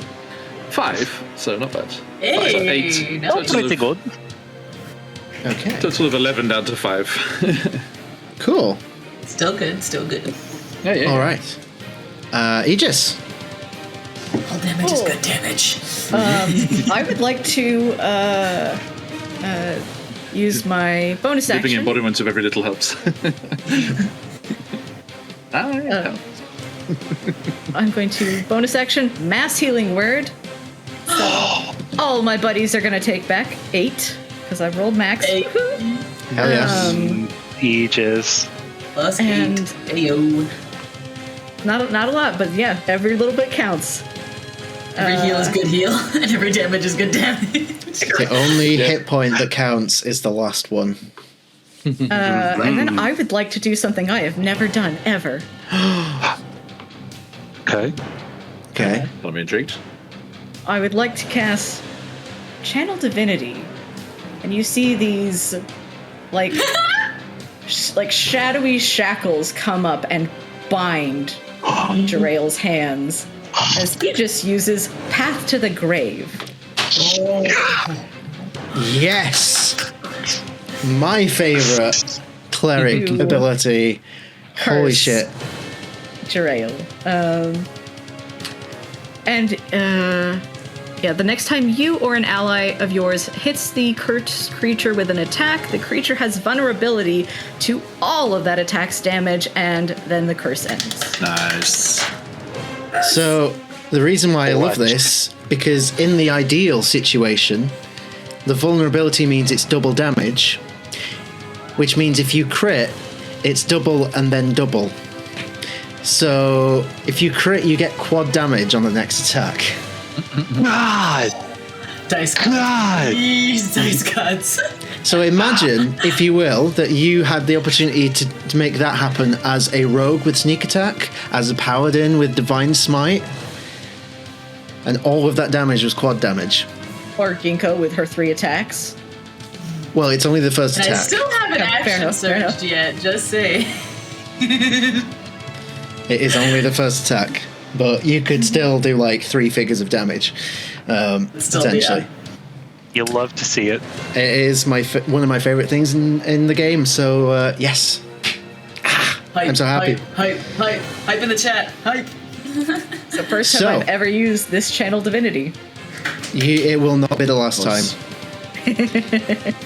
So, does that end your turn? Action bonus action. Movement is to stay within 15 feet of her, because I Okay. want her to feel that spicy radiant damage. Spicy. Okay. Which Please brings stay. us to Jarael's turn. Now, is this it's not a concentration thing, is it? So your Spirit Guardians is still up. Yep, I'm very careful with spirit guardians. Okay. So- Concentration spells. So go ahead and roll the Spirit Guardians damage, because that should still take effect. This will not trigger Path to the Grave. I rolled triple 8s. Holy Yes. shit. Holy Yes. I love it. I Yes. love it here. shit. We need your dice.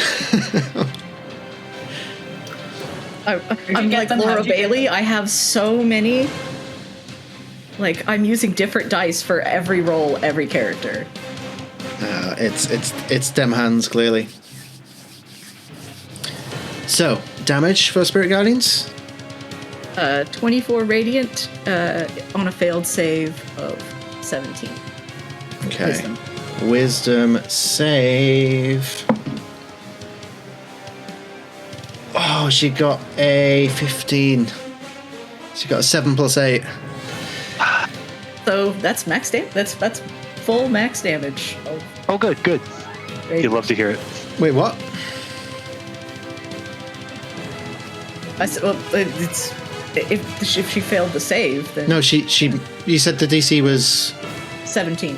Oh, 17. Okay, so yeah. So max damage. Ah! So 20, Damage! 24 was it? 24. Yeah. Okay.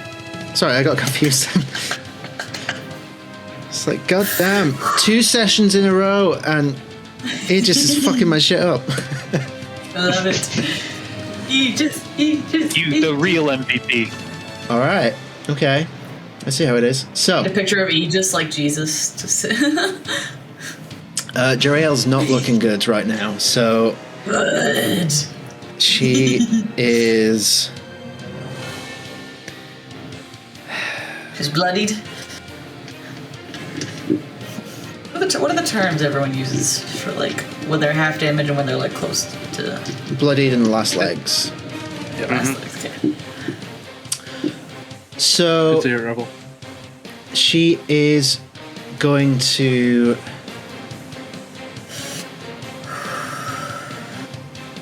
She slams her hands together because she feel like she can't flee right now. All she can do is try and bolster herself. She clasps her hands together and casts darkness It's a in spell. the area around her. It is a spell. Can I throw a counterspell at you right now? You certainly can. What level? What level counterspell? Let's see what I got.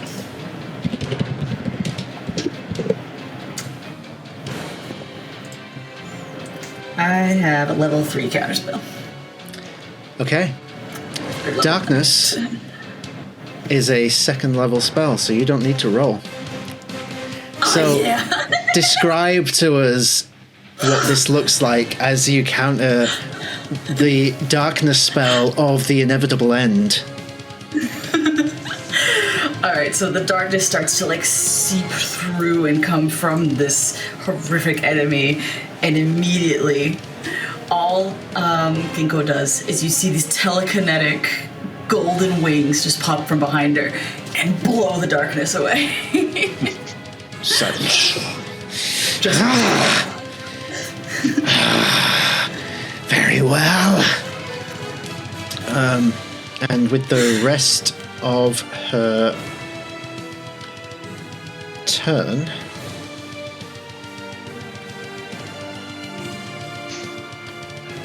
you see that she reaches behind her and produces this dagger that seems to be dripping with something, some sort of black substance. Oh no. And she gets ready, as she doesn't have another action. So, Ginkgo, it is your turn. All right, so this is my big Hail Mary hopeful moves. So I didn't grapple, but just for the flavor, and it's not a serious thing. It's like, I just got this image of Kikata's behind the back of everyone. Pretty much. Love it. All right, so for my bonus action, I'm gonna do Hexblade's Curse to bump my damage. Mm-hmm. I am going to do Eldritch Blast as my second attack, and I also want to use Action Surge. So do you want me to just roll all those attacks at once, just to see which hits and what doesn't? Roll your first attack first, because that is the one that will trigger Path to the Grave. Oh, okay, let's get the first one. And Lexi, watch out. The Eldritch Blast will be a disadvantage because it's right next to you. Gotcha.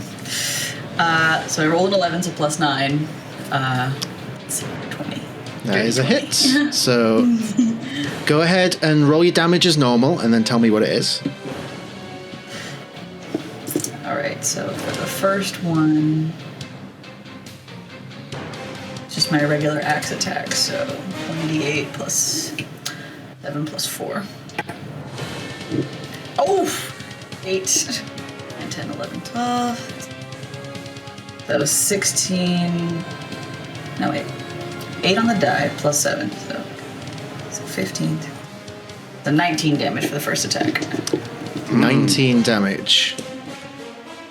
So, Ginkgo. Yes. 19 points. Path to the Grave, doubling it to 38. Ginkgo, tell me how this goes down. Nice. Yes! Alright, so I definitely didn't need all, 8 attacks. But alright, so with her little glowing telekinetic wings still out, she's going to jump in what looks like flying into the air, the closest she will ever get to being airborne, and she goes to ready to slice down, and immediately right to the crown, down to the floor, and it splits her completely in half. Complete vivisection. You love to see it. Like a hero retrieves the rod. So as you come down with the attack, she looks at you, she starts to scream, and is immediately cut off as the blade sinks into her skull, and she just, as she is completely vivisected into. Ginkgo's just covered in blood. There is. I have to ask her name. It's helpful to know what to put on the grave. Abba. Need to cure wounds for that burn. I felt that from miles away. Someone set off a fireball in here, or did someone just get burned? So you all wait for a few moments just to see if there's any more tricks, anything else. Survey the scene around you. Yeah, I can make a perception check. Go ahead and make a perception check if you wish. May I begin Shame. to ritual cast Gentle Repose? Certainly. 16. 16.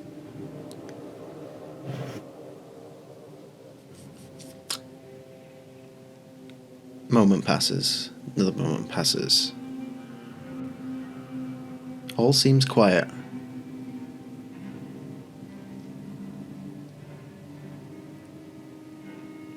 And take stock of the situation. Danger seems to have passed. Shame. She was kind of hot.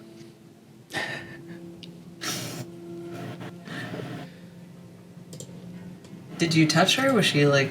Did she have a fever or something? We'll talk. You're all bloody. Hold on. And she's going to kind of wipe the blood just manually away from Ginkgo, wherever. Ginkgo's going to sit in appreciation for the help, and then when Kimura's done, just press D whatever's left. Yep. It's yep. Looks like we're clear now. I can deactivate this. He turns off the rune.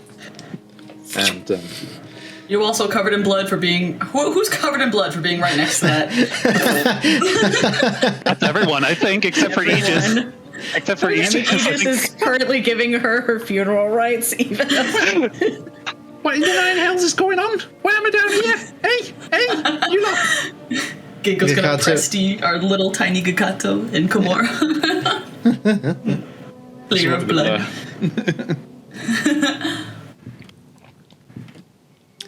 Okay. Brother, why are you so small? I don't know. There's something funky about this map. Maybe she put a curse on you. You are beefier than I remember. Beef queen. There we go. Now, hey, come on! I've got a bone to pick with you. I'm sure you do. I think at this point, Kimura just kind of cups her hands and like Skikato, just because of the size difference, like kind of holds Skikato like this. Hey, my eyes are down here. Thank you very much. Boom. Look. You tell me straight. Was that weapon messing with your mind?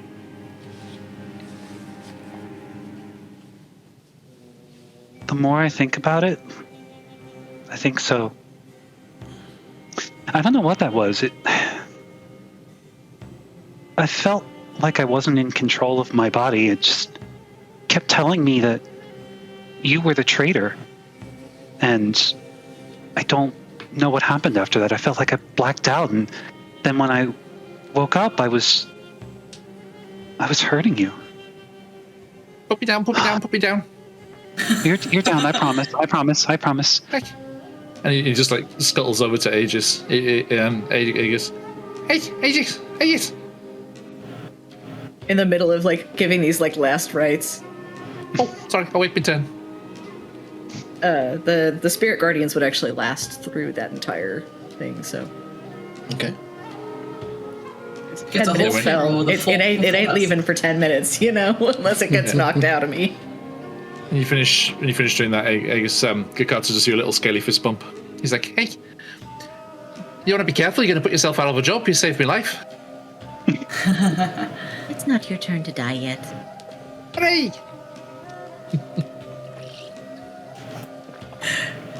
Inko's gonna go to Kimura, just kind of like pat her thigh. How big are we talking? Like, she was already tall to begin with. Pat, you tell us. So, I think large creatures max out about 10 feet. Do they? If I recall. Goliath size. Yeah. So you're probably near 10 feet. You can get the shoulder and stuff, it'll be fine, yeah. Just pats her arm, just... How are you feeling, daughter of Demethrin? Worse. Hold on. I think she's going to part Ginkgo's hair for a moment, and just where she struck Ginkgo with the spiritual weapon, she's going to put 5 points into lay on hands and just remove like the wound, the scar, if possible. And she'll say, You're already beautiful with your scars. You don't need one from me. They tell all kinds of stories. We can look back at this one and laugh.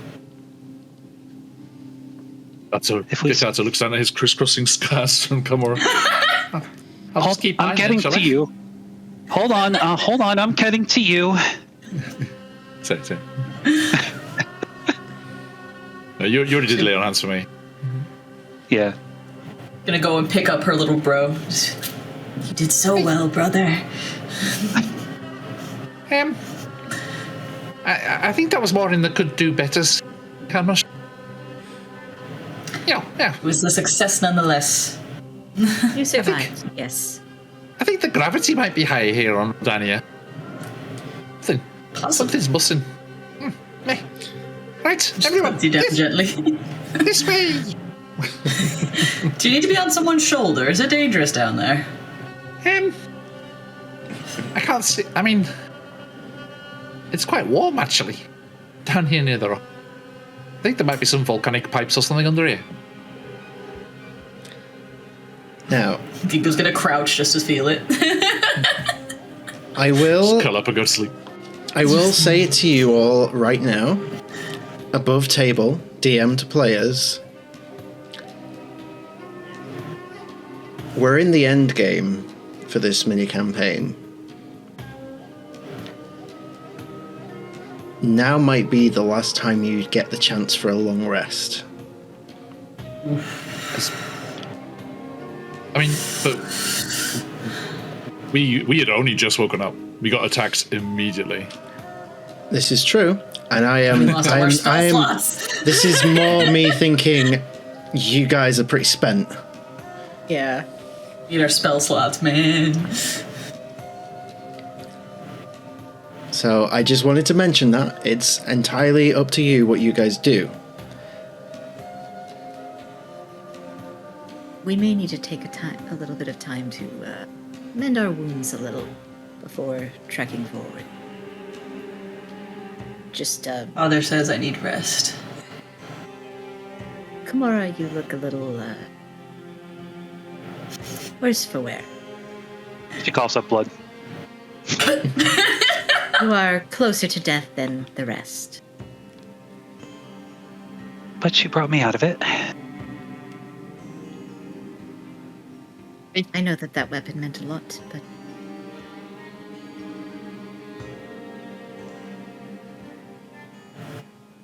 Kamara. Sorry, Aegis. You do those long pregnant pauses. I thought you were done. Fair enough, yeah. Sorry. That was all he had to say. Oh, you're done. All right, lovely. I don't. Hey, Kamara, it's not as much as you gave me, but this might take the edge off. And I'll cast Cure Wounds if we're going to rest. Oh. We're going to rest. I think it would be wise to rest. Mine's just about to get all their HP back anyway, but just for the gesture. No, I won't. I hurt you. You don't have to. Oh, this is awkward. No. Look, I spent a lot of time with the Fae. The Shadow Fae, but the Unseelie. But there's this whole there's a whole tradition of reciprocity. So you gave it to me. You had to heal me, so I have to heal you. And you take 18 healing. Oh. I think at that, as you say that, she just wiggles the pinky and smiles wryly. There you go. Just get on the healing with a prayer of healing for everybody. It does take 10 minutes, but for resting anyways. Yeah. Again, it's a gesture. I think it's very nice of us to stay in character. I think it's like we're about to take a long rest and get completely healed, so we're all healing you. Get those spell slots back, it's fine. I mean, Right. your rest We're could so generous. your rest could always be interrupted, so it's always good to be safe. Oh, no. True. Not again. So 16 Who's back getting for the bad everybody for Aw. prayer of healing. 16. Nice. I'm fully healed. And You you'll know, just see I these, feel like that black too, sis, yeah. wisps of smoke just kind of coming up and like licking the wounds. Okay. So, what's the plan, my friends? Oh, yeah, you're right. Dinner, sorry. And casts bonfire. I search around if there's any rats or things to eat. I mean, you have like rations and things that you picked up from Catherman before you left. Okay. Didn't know if we still had those. We can boil some water. If anyone, we can have a bit. Cut out a little bit. Any tea? Any tea? Anyone? You can boil some Astra, water at the bonfire. You make some good tea, Astra. Why don't you make us a pot? We'll set up camp. I don't know if it's. I'll make sure Gekato gets the big cup. And she goes ahead and starts making tea. He is a growing boy. As you say that, You just can't hold I it can. in the giggles.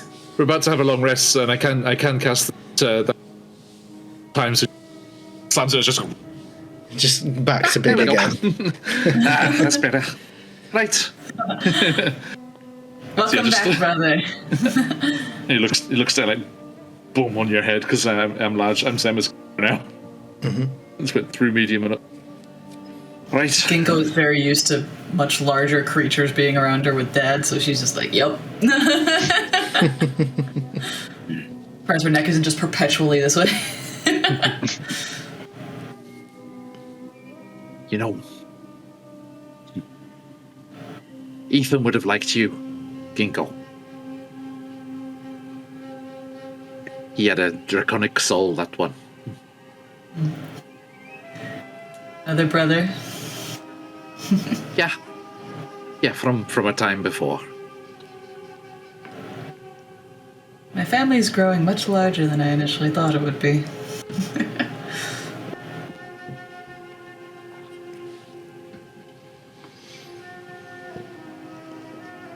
So, what do we know? You know what we've gone and done? I thought I'd found the secret way out of here. I thought I'd found my escape ticket. All I needed was for Kimura to kill me before I could have a dream sequence. Sorry to disappoint. That's... If we rest, you will likely meet Demethrin. You can You make know, interesting conversation. I'm at full HP and I've got most of my hit points. You know, I think I'll stay watch. No dream sequence for you. Just avoiding it at all costs. You can certainly try. Astra, you salt the tea. Can you make some coffee? It's like the Batman episode. He goes to the diner, just like starts chugging coffee. I can't sleep. No, it's all right. It's all right. Now, Kimura.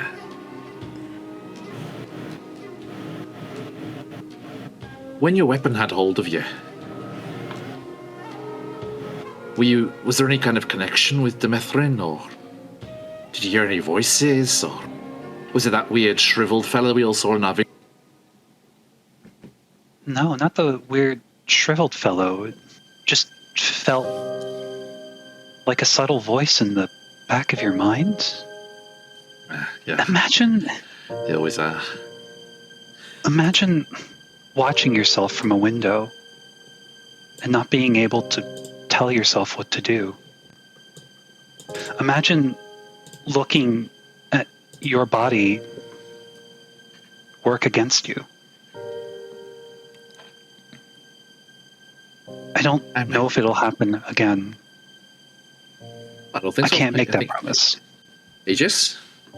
How long lasting is that little trick you pulled? Well, if you need to abandon the blade here, I have many. I'm not sure that's the way forward. No, I meant that I could give you one. Use. Oh, I just don't see the blade being left here. Right, Kimura? Someone else it this finds far. it. Better the devil you know, eh?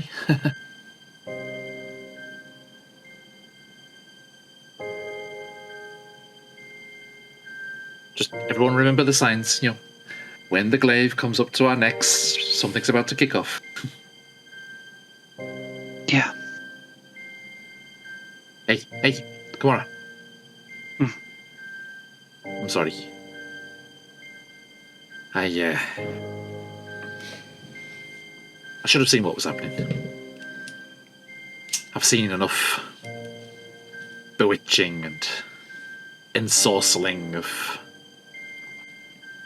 weak-minded folk. Just says, you know, just smiling, clearly teasing. Jab at Astra. No. Teasing Kamara.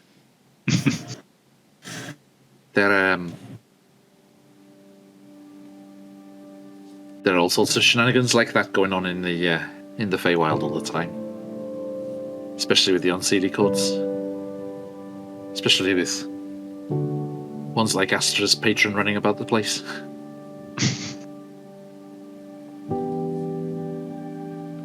It's no fault of yours.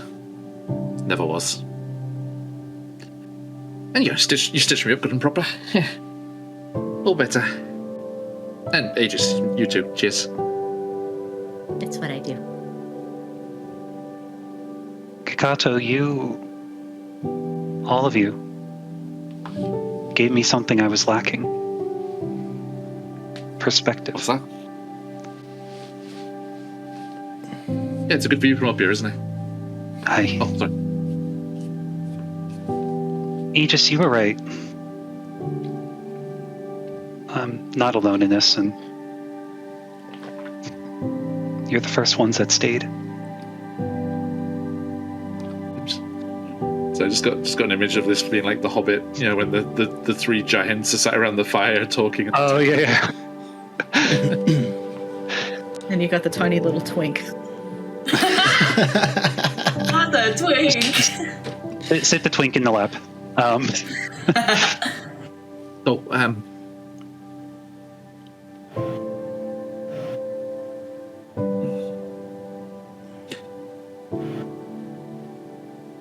We need to be careful, eh?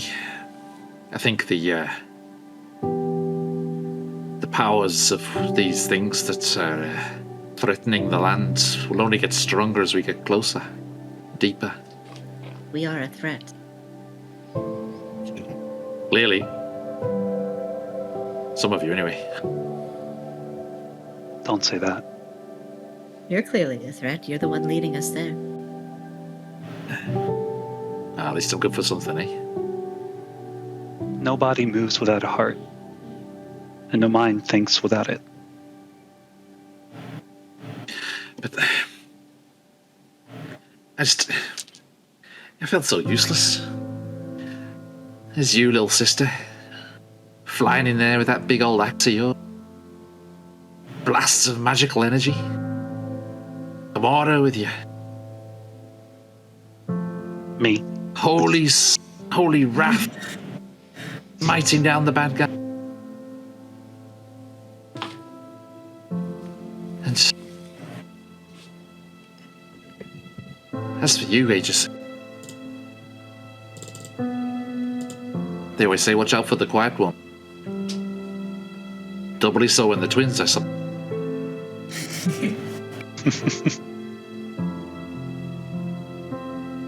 Well, before things got settled, she was right behind your back, Kimura, and I thought you should know. But as friends, I would all stab you in the front, and that is the honor I would give you. Appreciate it. Spoken like a Honesty's such a Demethrin. rarity around here. I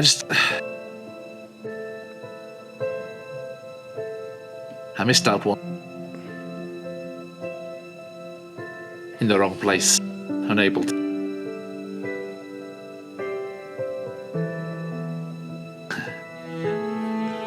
looking out for a friend's family when it was my friend that was in real day. And ended up not being able to help either of them.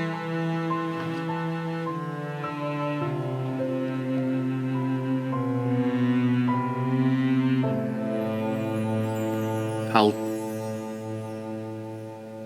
do better.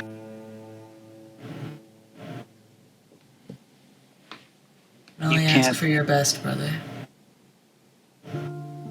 You can't control a situation, but you can control how you'll respond to it. And you're learning. And you did hold her in place so that she couldn't get away. Yeah, that was so clutch. Did you see the way that you put the immovable rod? Who would have thought about that? Where did you even get that immovable rod in the first place? The funny thing, I don't remember packing it. I'm quite freaked out.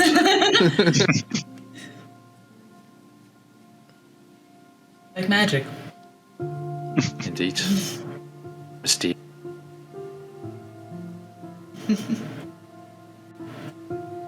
Maybe there's some magical deity telling the story with us somewhere, helping us out. Rubbish. Never. Yeah, but you gotta watch out for those ones, haven't you, Kamara, Ginkle? make me a wisdom save for that comment. Yep. Okay. Yep. Nope. In that case, Nope. I shall not finish the sentence I was. No, that's an 11. Good to know. Continue.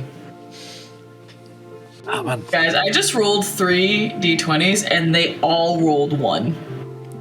Wow. You know what? Get him out now. Get him out now when it doesn't count. Kalo, boy. roll your bad shit today.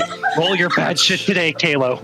Patch, that is on our channel. It wasn't an official roll. Oh my god. Roll. Patch, apparently I'm cutting out quite a bit. Is there anything in settings? I don't use Discord, so I don't know. Is there anything? Sensitivity, maybe? It might be that your auto noise suppression. It might be kicking in. Is there any fans or anything going off behind you? What I do is, with mine, I take off the automatically determine input sensitivity. So it's manual, and I just put the dial right to the far left. So it's just your voice is always active. That's how I avoid that. Okay. It means the green bars around you, but then you shouldn't cut out anymore. Okay. Because you'll just always be transmitting. Okay. Fingers crossed. That should do it. Nice. I was wondering why you were always lit up green. Yeah. That's the for those of you at home who need a quick Discord tip, that's how I avoid a lot of the audio issues I've had. Mine's at half sensitivity just because I have a fan going off. Keep warm. Yeah. I was wondering, Lexia, which mic have you got selected? Because you've got that kick-ass mic in front of you, but it doesn't sound like that's the one it's using. It doesn't? Gasp. Let me check. No. Just from the look of the mic, it looks like it would sound different. Is it the one that's selected? Does this sound better? That's Or any different at louder. all? I think that's louder, but I think it's just because you're nearer. Yeah. Okay. Yeah, it's the default. I think it's... Maybe I'm just not close enough. That the volume didn't change then. Yeah, so Okay. I'm wondering if it's not the right one Yeah, selected. I don't think it is the right one. It's a different one, I think. That's weird. Interesting. Maybe it's trying to do the camera or something.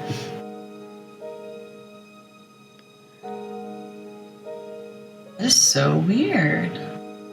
I don't have it set on default. I have it set to the Yeti. The specific. Yeah, same. It's fine for now anyway. Yeah.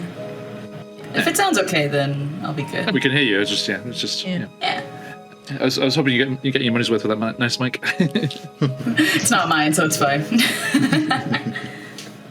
I'm sure it's fine. Sorry to disrail there. No, is no, that better, Baron Dragobon? Is that better? Is that if it still cuts out? Let me know. It shouldn't do because, like I say, the Is it cutting out setting for you guys too? I can a hear little it. bit, yeah. But like, Yeah, I was so just reading now, your lips. Yeah, now it shouldn't cut out at all because the cutting out thing has been deactivated. That's the only thing that does it? Okay. Yeah, cool. So... Yeah, so you'll settle down. Like, Kamora and I just, like, looming over the others.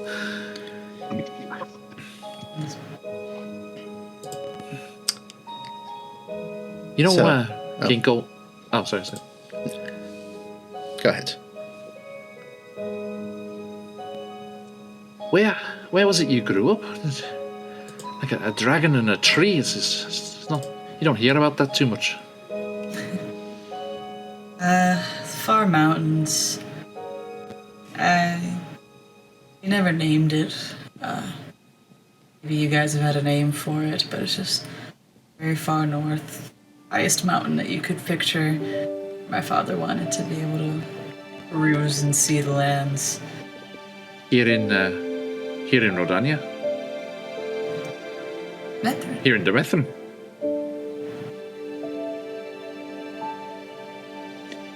If, Oh, that's what that whole Daughter of Demethrin thing is, between the two of you? I see. You know, you keep saying stuff as if you're communicating with your father. Is there some sort of connection there? He's a magic. He's the one who granted it to me. I only ask because assumably he's been here a very long time. Does he have any insight into what's happening here? What this Demethrin creature is? And how long's he been here? Never thought to ask. You want me to roll like history or something to see? Make a history check if you like. Do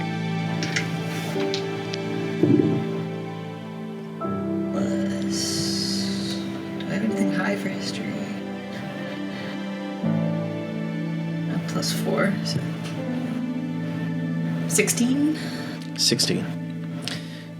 You've been told many stories over the years by your father.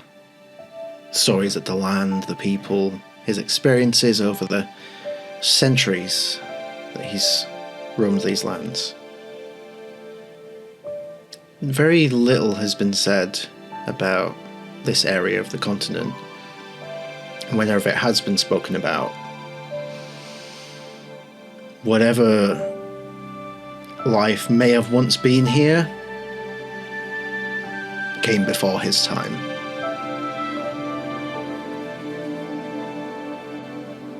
My father travels all around, and stories that he does have. Oh, sorry, I travelled far myself. Maybe you have met him. Maybe he's seen you. You said they were gem dragon? Yeah, Topaz.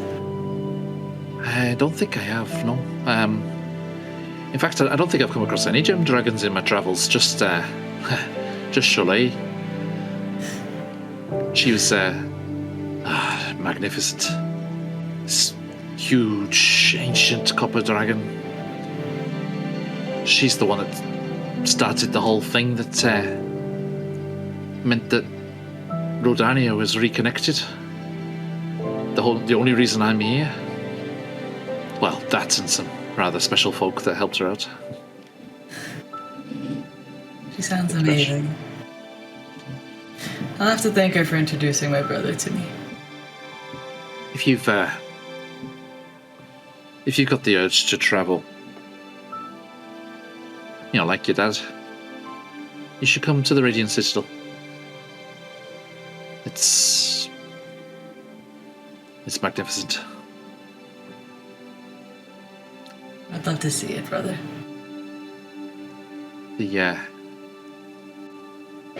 The transport there is intermittent at best, though, so we'll see what that happens, eh? I have a small, potentially embarrassing question.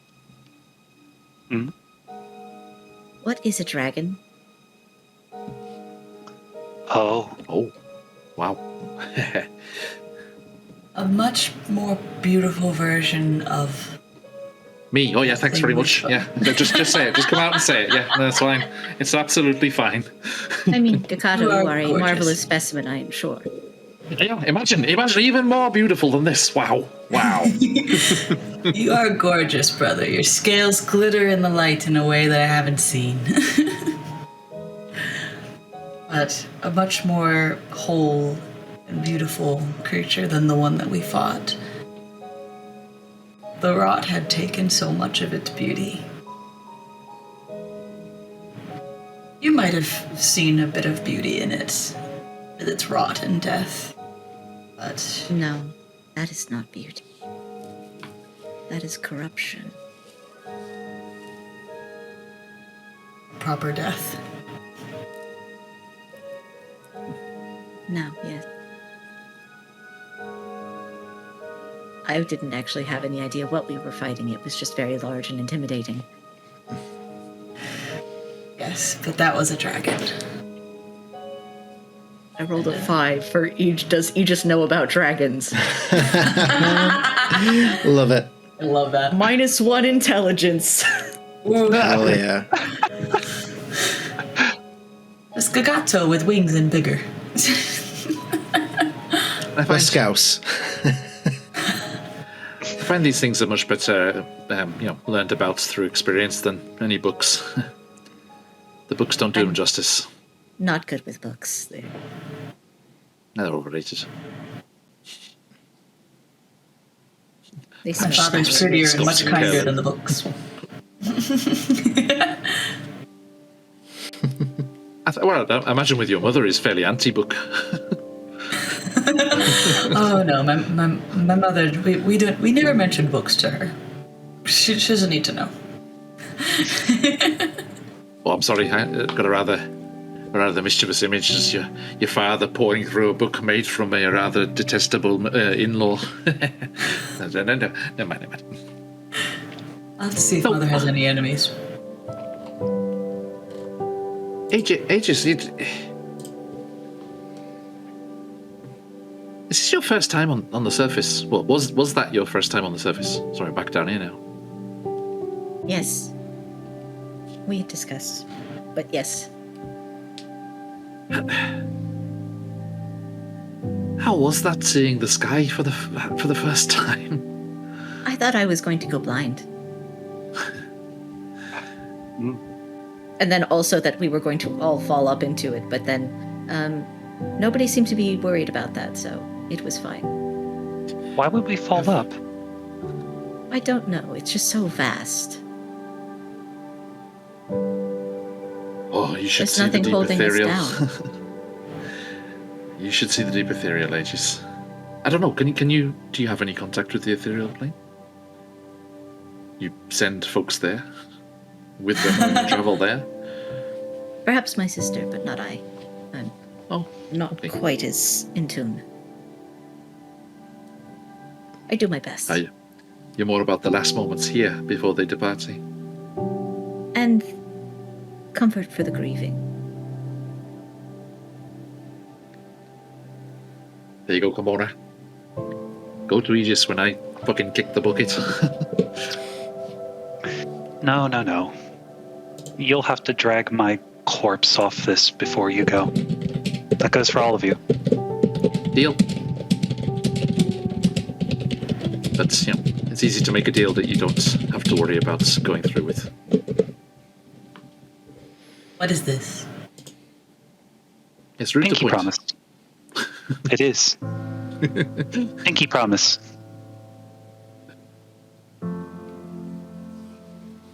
Let's get this down. Let's get back down this volcano together. No matter how shitty we look at the end of the day. Except for Gagato. Gagato always looks shitty. But for all of us. Oh, Sister hi made him Gagato. quite beautiful. He's her favorite colors. Especially that one. And points at the red. I shall take the high ground and scutters up the wall. It's All over, for the Kimura. day's I have the work. high ground. You underestimate Still my my power. lines.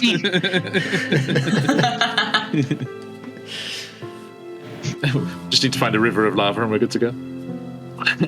We're Easily in a done. volcano. Checks the hole where she axed like 7 times. You just will Just get see on some- the pinky promise, though. Yeah, definitely. Astra joins in. I mean, I was already drinking my tea, so yeah, perfect.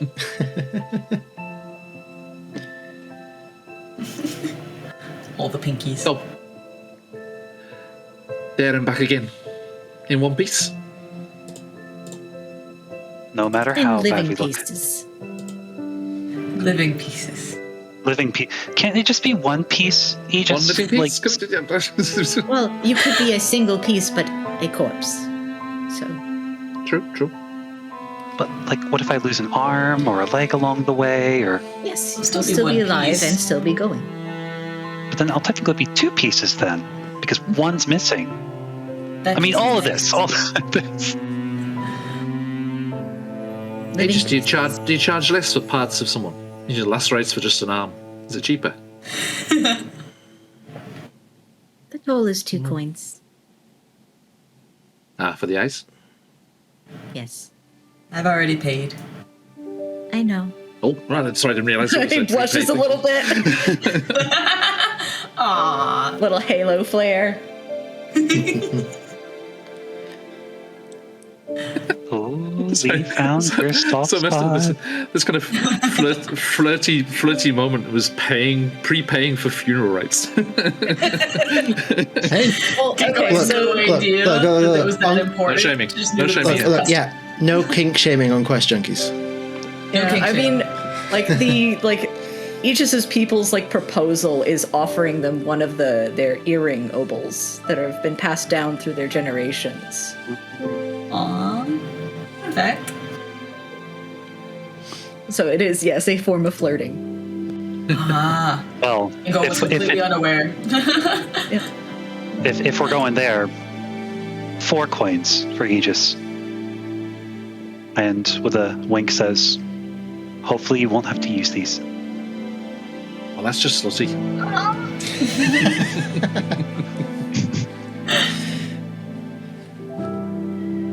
It's warm in here. Well, Ginkgo killed the hot one in the room, so Was she on fire? Did I miss something? You know, I was thinking about doing that. You know, I've set this fire up here. I was going to do that underneath her. I should have. The way I was swinging my clothes around. I don't know. Roast Did she be good on assassin. fire? Never tried. So I was gonna go and take a leg. oh, now I'm turned off. Wait. Since you already did the funeral rites, is this just desecrating a grave? Is this disrespectful? This is desecration. Please don't do that. I Fine. She have puts no the leg choice back. but to stab. She puts the leg back. She's like, okay. Thank you. As I said She's before, learning. She's learning. anything that is pre the funeral rites is fine.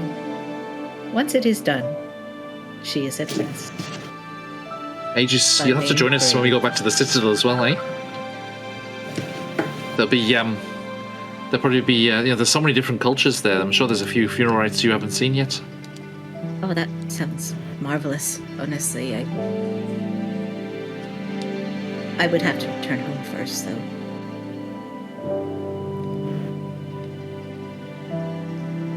Is that in the caverns of the other island, the other continent? It is. My sister and I are never far apart. Including in our own minds. When we're close enough, I can hear her. And vice versa. I'm so glad she can't hear me now, though. Hang on. So, she's physically somewhere. Yes. Back Oh, home. sorry. I thought she In was the dead. Sorry. Oh, that's good news. That's fantastic. Yeah, cheers to that. I'm sorry. I thought she'd saying she's closer to the ethereal plane than you, and she keeps drifting in and out of existence. So how does this whole thing work? I suddenly missed her and became multiple. But she's not really there. Oh, is it your remembering of her? It's like a little piece of my soul. Oh. Like an echo of her, Exactly. That's incredible that your consciousness can just manifest her like that. You must really love her. Yeah, And imagine being we're that twins. close. We're two halves of the same whole.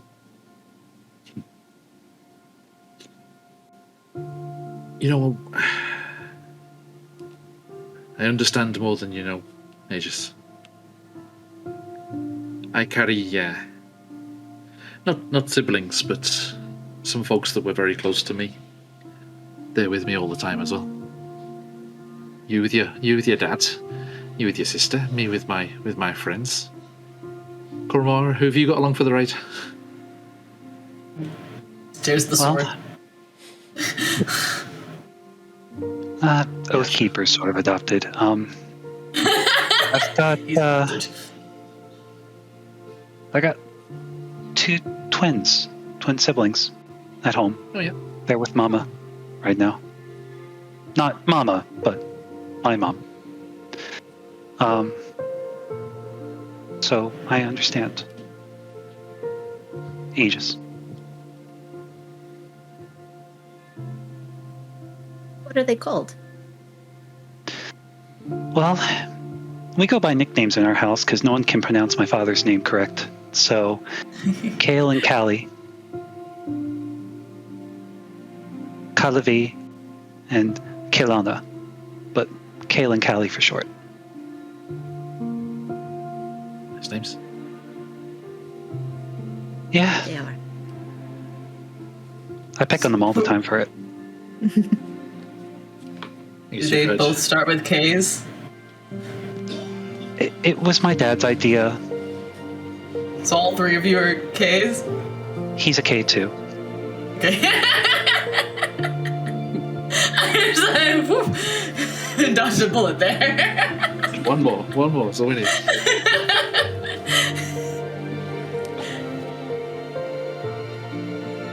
Kiko's gonna set up her bed thing next to the fire. Well, I mean, you've probably heard the names of Milos, but just, me muttering about them. Yeah. He just stares into the fire as well. Diana, Uma, Nevin and Ethan.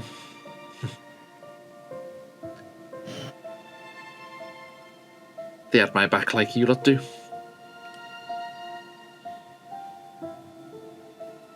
There's no Maybe less replacement for it, violent. No. No, many of the things I do are directly from them.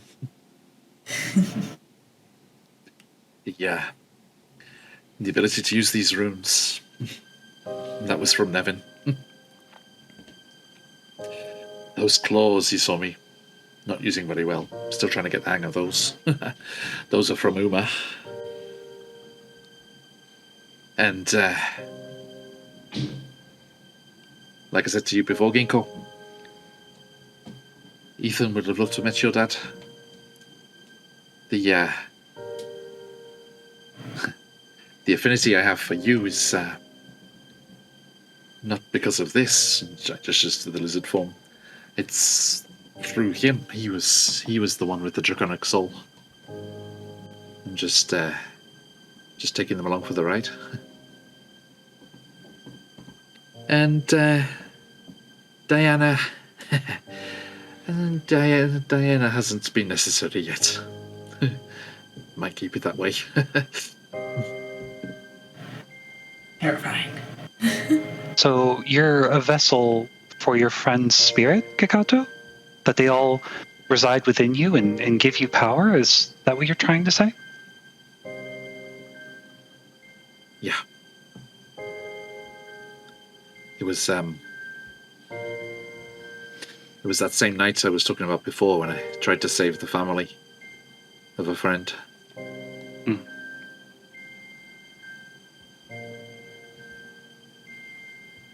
Astra. So if you don't mind piloting for a second, Patch. Mm-hmm. You've probably heard about this. You heard about the attack on the Queen of Night and Magic, right? I will roll to see if she has. Natural 3 for a total of 4. Ooh. Just didn't Wow. care. Wasn't paying attention. Sorry, you were saying something. I was mesmerized by the by the flames. They're quite lovely. Well, I just assumed with your connections with Baba Yaga and your missions, your forays into the Shadow Realm, you must have heard what happened at the Courts of Night and Magic. What was it? What? 15 years ago now? It's a little over my purview, to be honest. I tend to only really concentrate on things that I am involved in. Surprise. She's not even here, it's so rude.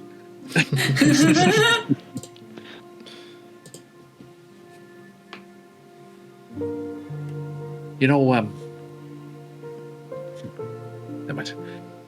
There was an attack. There's these fascinating little fellas, not in the Shadow Realm, in the Feywild itself. Briganox, they're called.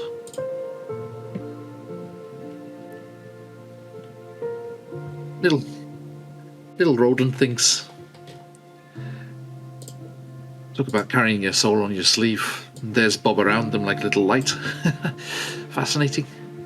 But they're obsessed with mining, digging up these gems from the mountains of the Feywild. And the gems are created by wishes.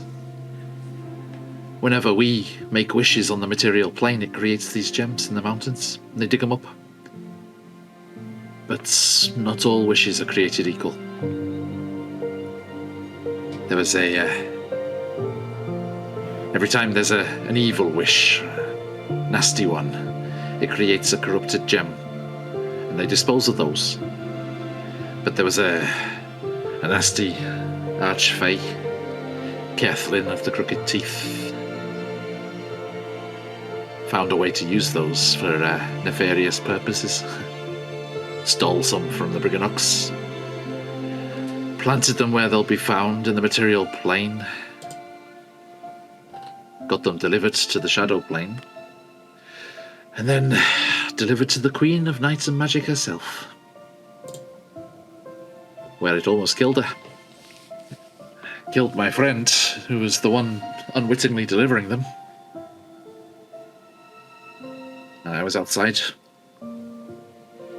worried about his partner who was there. But the explosion went off. My friend was destroyed, saving the Queen of Night and Magic.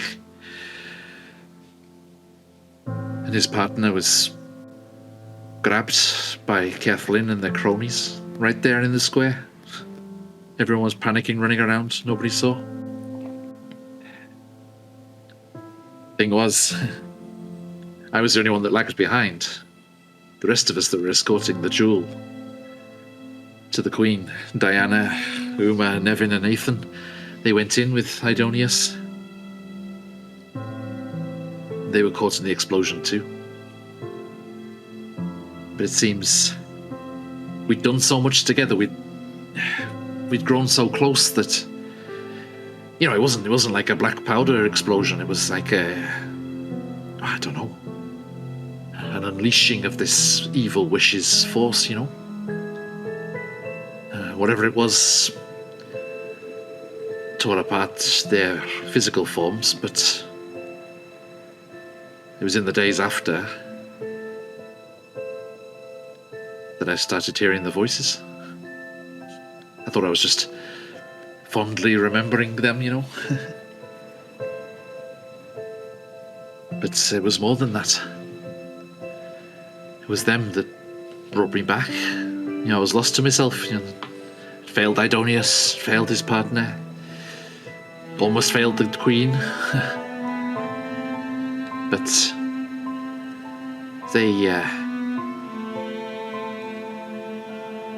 they convinced me there was more to be done.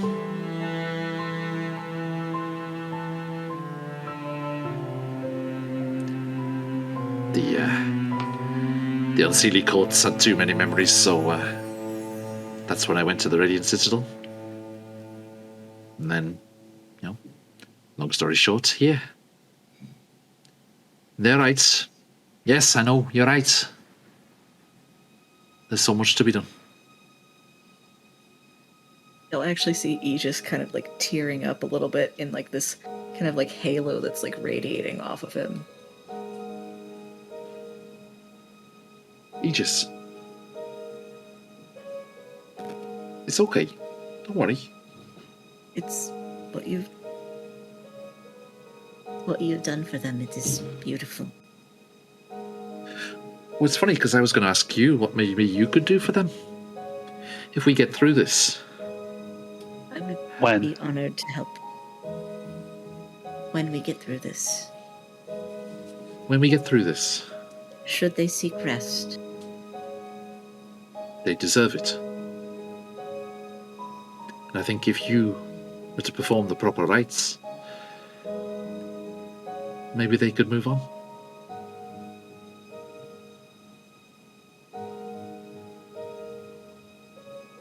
He just So- nods. So yeah. So Gikato is a level 5 ranger. The blood hunter, druid, fighter, and sorcerer, the other 4. Lore. That down, write that down. Write that down, write that down. I'm gonna go ahead and say, John, take inspiration, because Aww. that was wonderful. There you go. A little taste of the wacky burst for everyone. So, you're all preparing to bed down for the night. Just to specify, around the crystal in the safe zone. Probably for the best. Okay. I will take watch the first time. Astra will take one of the watches, as she only needs 4 hours for her long rest. True. So, do you want to take first one or second one? I'll go first. Okay. Got some things to talk through with some friends. Okay. How tall is the cavern? I quite believe we'd stated before that you couldn't actually see how far the roof up went. Right. Because I think, just, because I'm doing this before I take my long rest, if I used a spell, would that spell slot also come back? Like, if you use a spell whilst you're on watch, what happens then? Yeah, that's fine. Yeah? Yeah. Okay. Then Kakato will actually use his, the Humblewood spell, Elevated Sight. Okay. And we'll just send it far up. How far does it go? Yeah, like it goes 120 feet up. And well, it's Kikato's vision looking through it, and he's got 120 foot of dark vision. So I'll send it 60 feet up, so it goes quite far out to the sides. Yeah. It's not just very pinpoint. I can't see anything, so it's right on top of us. But yeah, so I'll send it 60 feet up, so it goes quite far out right to the perimeters, and keep an eye through that. Okay, good to know. So, you all begin to take your rest. Gikato, roll me a d20. Will do. 11. 11. Your portion of the watch goes by peacefully. No interruptions. Everyone sleeps soundly. Passes without incident.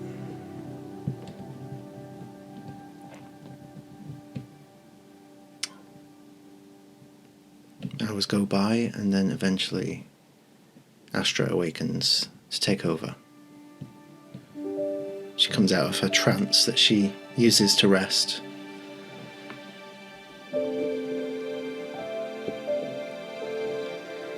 I believe it's my turn to take watch. I feel rejuvenated.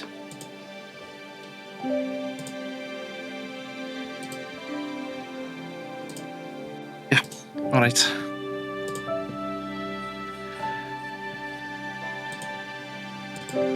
Look, Astra.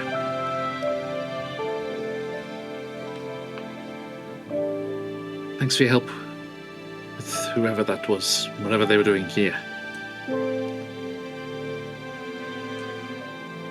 You're not just caring about yourself, are you? It's just an act. I will leave that for your interpretation. Spoken like your patron. She taught me well. Poor you. Look. There's a lot more to be had doing things for other people. Cholet and everyone at the Citadel told me that.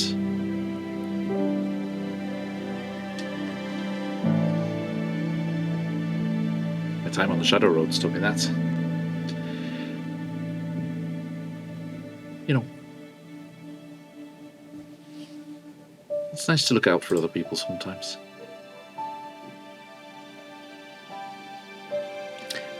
I think you understand that, don't you? Otherwise, why did you answer the summons by King Midas? If I had to summarize it in one word, let's say curiosity. You want to watch out for that? I've heard it's has some rather nasty consequences sometimes. Well, I have a feeling we're about to find out about that, but At least there's no tabaxi around here.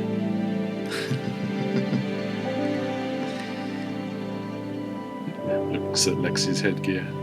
no. Hey, well, I need my beauty sleep apparently. That rather rude words from Kamora before. Let's see what 6 hours can get me, eh? Don't kill us. I will certainly try not to. It's something you have to physically try not to do. The struggle is ever going. I just really enjoy winding you up. She succeeds. It takes Gikato quite a while to get to sleep. Nervously listening for any sound coming from where she's watching. So, you take to your rest. Astra begins her watch. Before that, I will just quickly hand over to Kamora as we go back to her getting ready for bed. You had a moment you wanted to cover. Yeah, real quick. I think as everyone's kind of finishing their tea and sitting by the fire, Kimura is finishing up a letter. You're not really sure what she's writing or who she's writing to because it's sort of tucked away by the bed where she found her father's journal. And she tucks the letter and the journal together, kind of wraps them, and hands it to Mama. And I think she'll put her hands to Mama's snout again and just forehead to forehead. Hey, the way is clear. You know what you have to do. I know Mom's going to say a lot, but just tell her I'll be there soon. And tell her Papa's coming. And just kind of kiss Mama on the head and send her off before everyone goes to bed. Just kind of obscured from everyone's view. Okay. He just makes a small comment on that. You must trust that creature deeply. Oh, Aegis, I should have expected you were here. Well, she's as much part of the family as we are. We don't really have family ties. When my uncle and aunt died up here, they were as much my aunt and uncle as they were our family. So, Mama just got looped into it.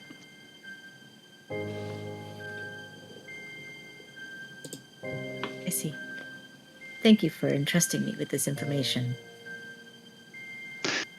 No. I should be thanking you.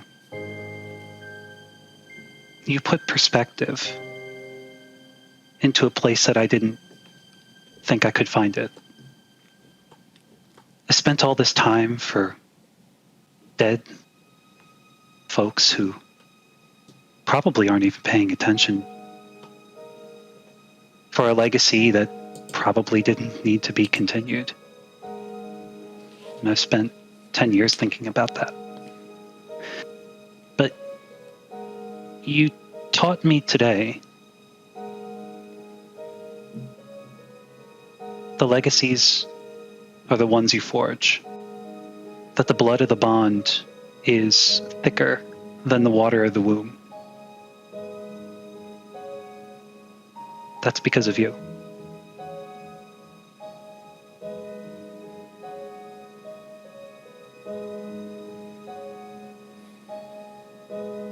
Hang on. Okay. I was like, does he just understand this phrase? I know, Demethrin speaks a little awkward. Yeah. He just kind of stares at you for a minute, like, processing.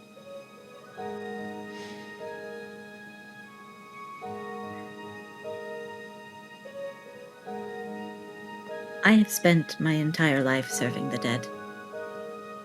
That is what we are raised to do.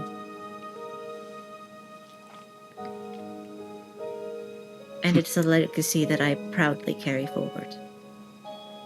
I think that that is what is important in a legacy, is something that your heart is able to carry. As you say, the blood that, is pumping through it. And Close enough. And Kamara will just she'll hug Aegis and say, well, now you serve the living, so you better get used to it. There's a little, like, flicker of a halo, but he does return the hug. Go sleep. both. It is the balance. Yeah, you just will go sleep. Okay. So we go through the rest of the night. Astra's watch goes by without incident. But of course, I do have a question to ask. Kakato. Good morning, everyone. How are you doing? It's nice to see you. It's time, boy. Yes. It's punishment time! Well, please inform us what you would consider a typical dream for Gikato.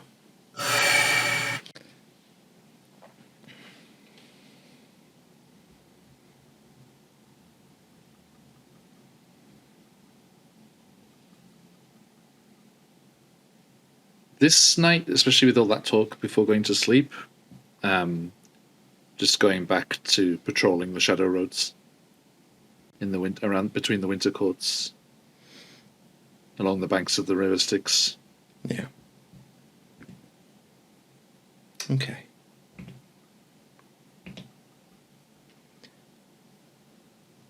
It's a patrol just like any other. There is a feeling of familiarity and also, in a sense, boredom, as it is just a typical patrol, nothing out of the ordinary. You think back to all the times that you had that feeling. It is strangely comforting in a way. As you say, you've had a lot on your mind before retiring to bed. Eventually, you turn a corner and there's a doorway ahead of you. Doorway that's you've never seen before. You look and it is raised out of the ground. It's the same stone and dirt as what the ground is made of. But only the frame, as within the frame there is a solid oak door with an intricate, ornate brass handle that looks quite weathered, like it's quite old.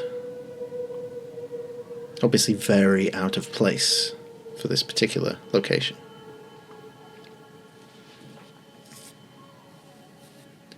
They stop, and if I think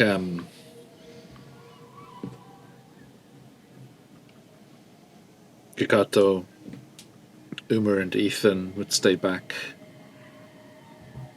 as the ranger, druid, and sorcerer, and Diana, who's the blood hunter, and Nevin, who's the rune knight, go forward cautiously. Mm-hmm. Always ready for fey bullshit. So they approach the door. You spend a few minutes checking it. Nothing seems out. Ties. It's The strange. Shadow Road is still anchored, okay? Everything seems fine. I don't understand. That's It's just a door. gotta be careful. That warlock of Baba Yaga's caused enough damage already.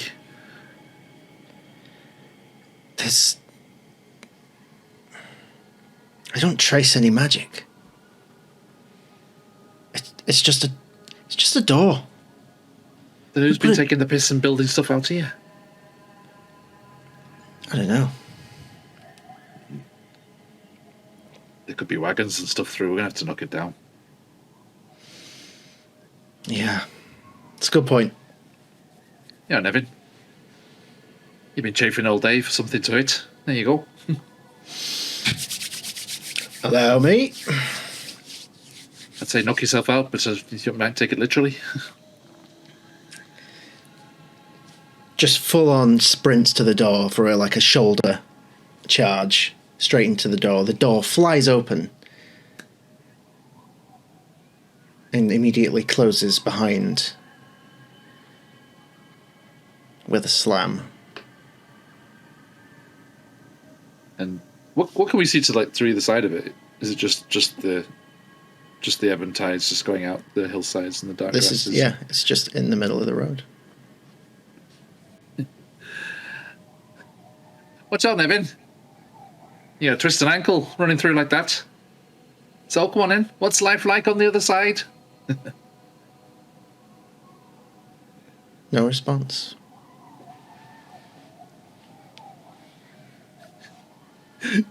Diana, did he actually twist an ankle? Go see if he's all right. You know what he's like. Let me go have a look. And she, like, power Sulking. He'll be walks sulking. around, looking around the side. Around the side. Okay. Yeah. Nevin? And she, like, pokes her head back round. It's not here. Oh, shit! You said no magic. There isn't. He turns to the draconic soul sorcerer, Ethan. He's like, "You're not sensing anything. Nothing." As you say that, they are in the middle of attempting to divine any sort of arcane. Nothing. Nothing at all. That's not how it works. It's not nothing. It's new. See, Diana's starting to panic a bit now. Nevin, cut the shit. Come on. Where are you? I'm gonna bloody smack you when I find you. Go easy.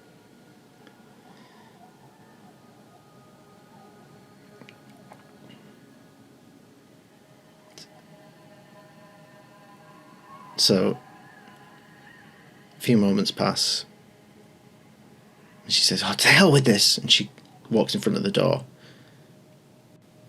and barges through it. Door slams behind her.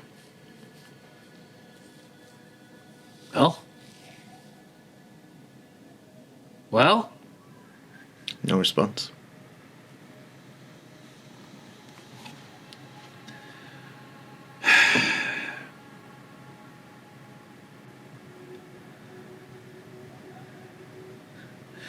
What do you two think? Curiosity?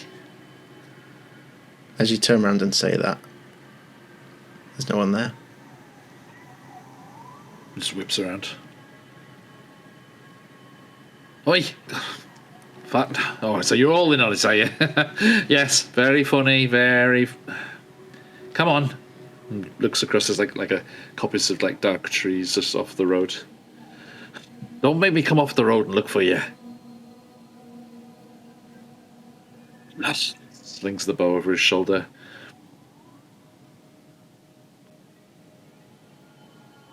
I can't believe Idonius has got us out here, traipsing through the middle of nowhere.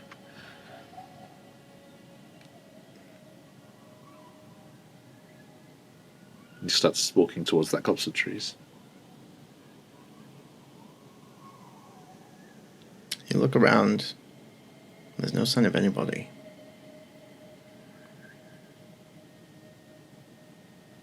The more you look, you start to notice that the colour seems to be slowly draining from your surroundings, starting at the horizon, but slowly creeping towards a central point, which looks to be that door.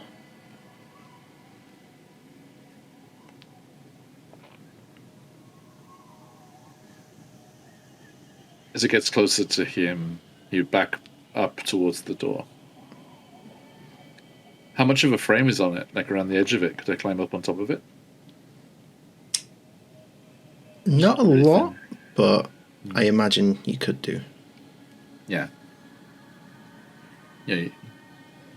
He's seen some stuff with the shadows, and the ebb and tides fluxing. It's like, I've never seen them shift like this so fast. No worries. The road is still properly anchored. As you can see, there's like a little menhir of stone with like special runes carved on it and silver inlay where the runes are in the stone. Mm-hmm. Still properly anchored. Just have to wait for this tide to pass and then back to the city and find out where those idiots have got to.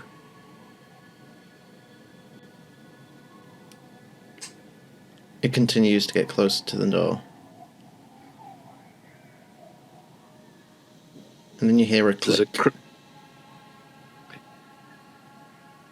as the door there you are. just opens just a smidge.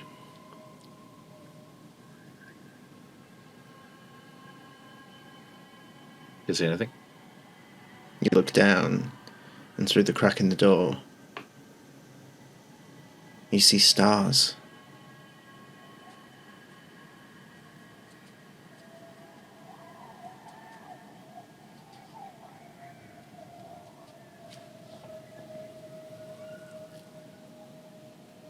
Forgetting what he thinks is the ebb and tides, he'll drop down onto the ground on the side of the door they were approaching from and push it wider. You open the door in front of you, and you see what is unmistakably the astral sea. Expansive in front of you. All the colours of the constellations.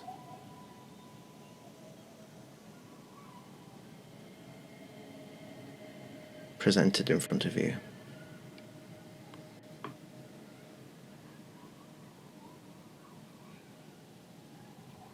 There's some fancy observatory or something.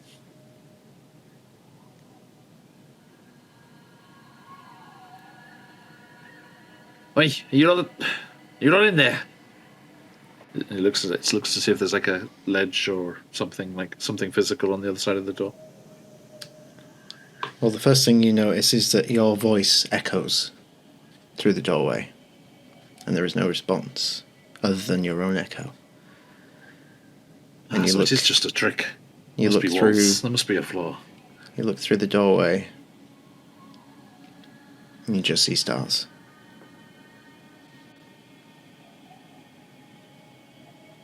Yep.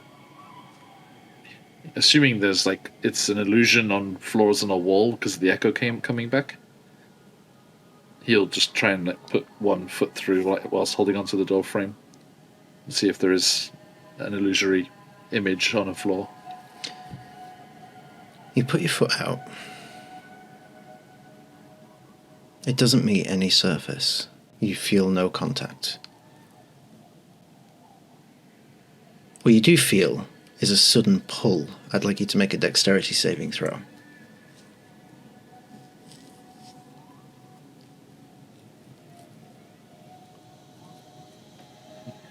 Natural 20 for a 29.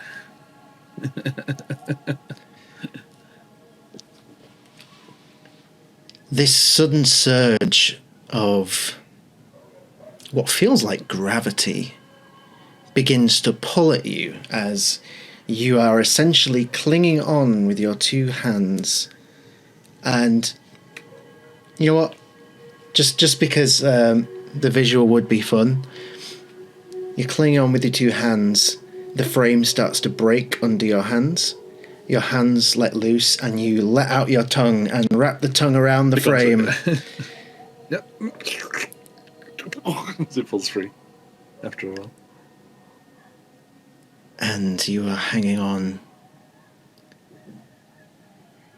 And then you hear a booming voice.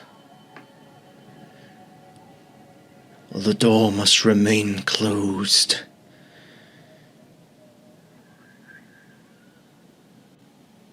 We cannot allow this to spread to all the realms.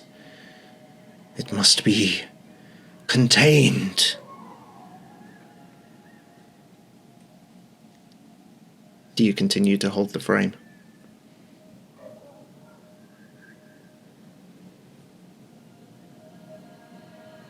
He looks through at the shadow road.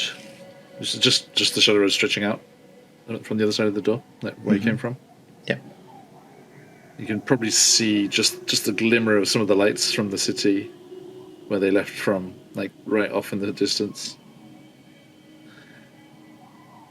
Well, us wardens are sworn to protect. And he'll let go with the tongue and use it to flip the door closed. The door closes, and disapparates, leaving you gently floating in an astral expanse.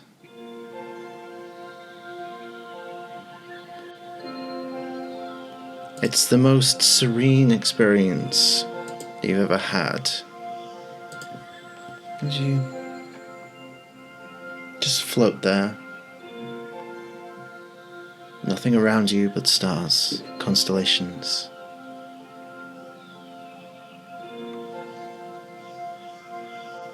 A few moments pass, and you see a silhouette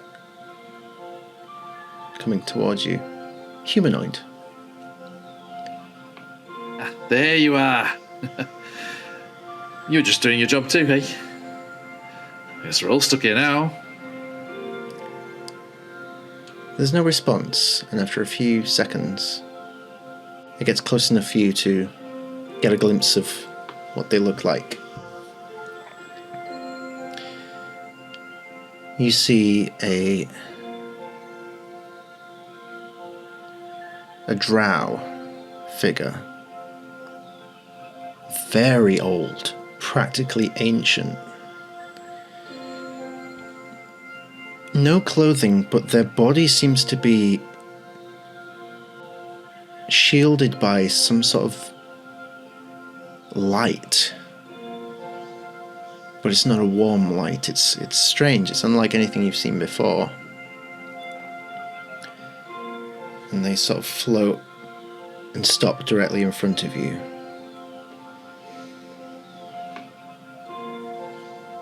Forgive us the trespass, but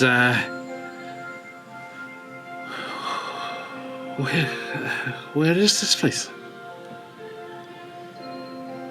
This is a stopping off point. Is it the same voice from before? There's a feeling of similarity, but it's not quite the same. On the way to where? Where are the others? You couldn't have missed them. Dangerous-looking halfling. Gnome. A human and a tiefling. Gekato. You have the advantage. Might I have your name too? It is not important. I only have a brief time to speak with you. So if you will allow me. Please do. The end is coming. And when it does, you will have a choice to make. Right.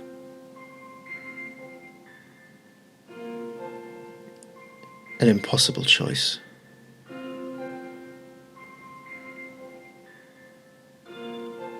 But the responsibility to carry out this choice is on the 5 of you. Yourself, Ginkgo, Kimura, Astra, Aegis.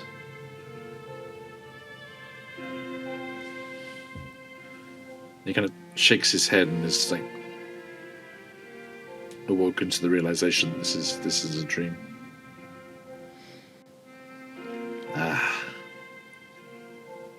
I was waiting for one of these. The others saw them too. Did the others see you too? No, when I say this is a stopping off point, I have intercepted the so-called dream. But I cannot hold it for long. He is coming. All right.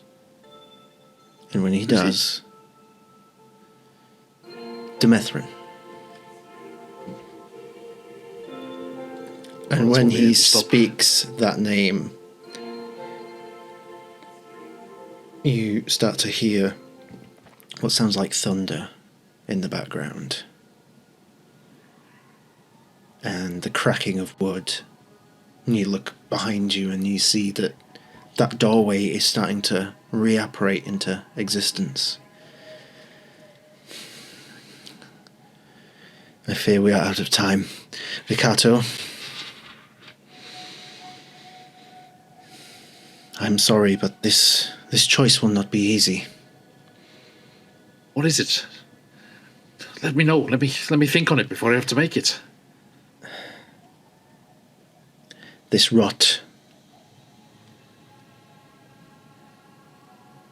There is very little that can oppose it. It has had years to manifest and strengthen and bolster itself. Centuries. We had decided that the world of Rodania would be a regrettable but necessary sacrifice to keep it contained. But the great reconvergence event, the opening of barriers between worlds, universes, means the rot now potentially has free reign across everything. That's what you call it, is it? That must have been what alerted the Citadel to the presence. One of the lost colonies. The choice you will have to make.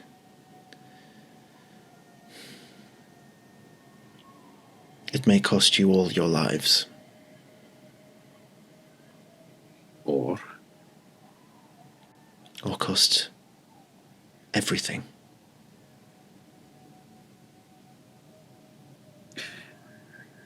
You know,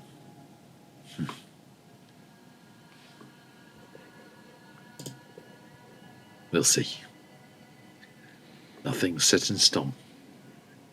You hear the cracking continuing behind you, and you look again, and you see that this desaturation effect seems to be now seeping out of the door, and constellations seem to be now losing all colour.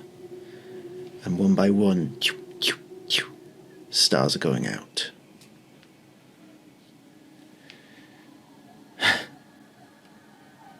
I'm out of time. Rikato, I am sorry. This will not be easy. Even if you feel your decision is made, when the time comes, I fear you will not be ready. But you will have to be. Hey. If I've learned anything, it's that nothing worth doing is easy. The doorway bursts open behind you as a wave of these dark maggot-like creatures that you've seen in the rot bursts through the doorway and begins consuming everything, as this figure in front of you just says, "I'm so sorry," again, and slams your forehead. There's no pain, but at that point, you wake up.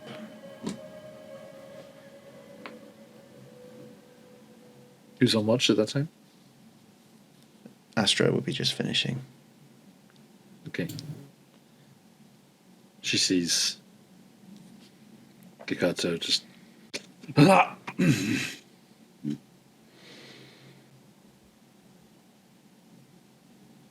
Right. Welcome to the club, Kikato. Catches up with us all, eh? I just hope Suka catches up with us at some point. I need you, friend.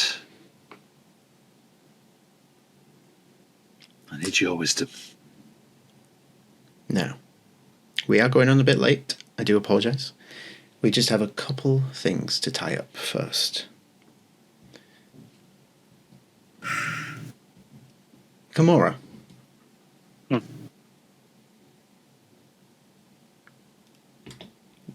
Your dreams are also troubled. But not like they were before. As You wake up and you see that your friends are all awake and packing and getting ready for whatever's to come, and then suddenly time stands still. You're confused at first, but somehow you gain the insight that right now that you are still dreaming. And it's at this point you hear a voice from directly behind you. I never meant for this to happen to you, daughter. You turn around, and standing before you is your father, the Witch Knight. Exactly as he was when you last saw him.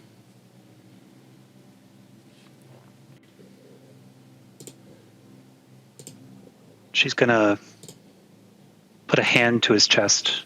What does she feel? Does it feel solid? Does it feel like him? Feels solid? Warm? Puts a hand to the cheek. Same thing? Yeah.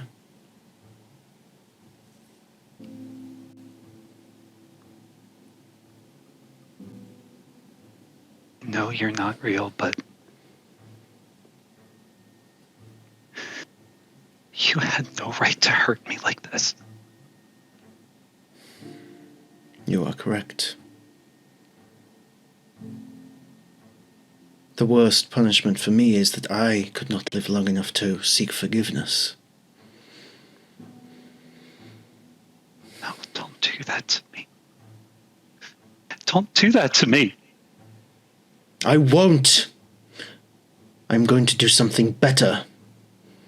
I'm going to be better. I might not be real, but I am real enough in your mind right now, so you will listen, daughter, and listen well.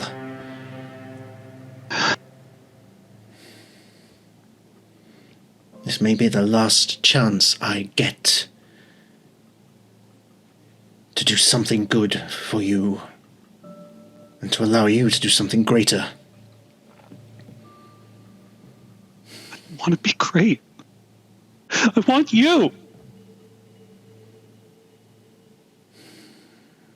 And she'll just, her head tucks into his chest and she bangs on it for a little bit before just embracing him. Just complete mess. He doesn't react for a few moments. And he lifts his arms up as if he's going to hug you. He grabs your shoulders and pushes you back.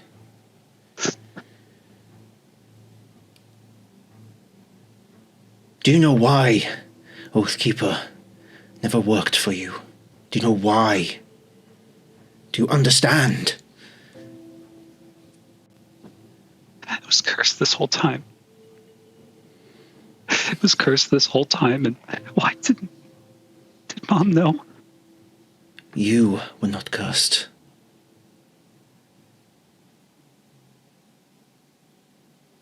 Kimura. You see, it takes a moment.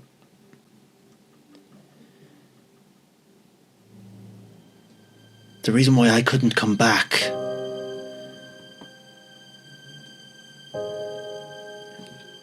there was only one way for me to contain the rot. It was not permanent, but it bought us time.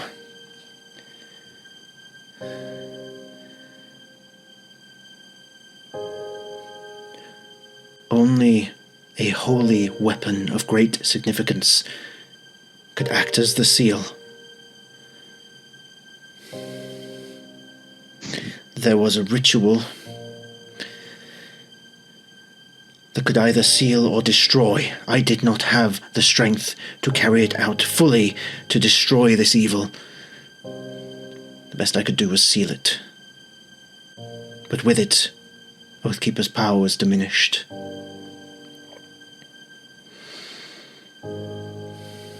Don't you understand, Kimura?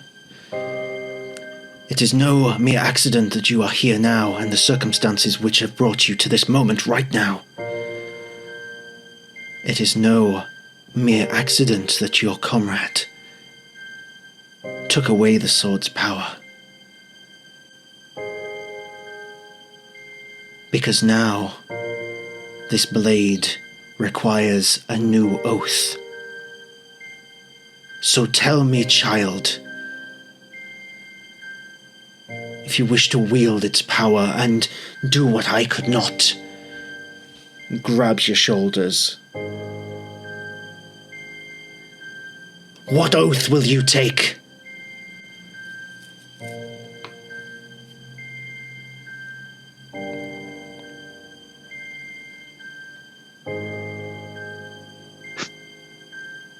You make it sound so fucking simple, Dad.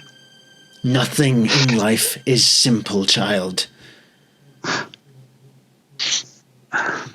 We do the best with what we have. And then we do better. Or we die trying, that is all we can do. You will succeed where I did not.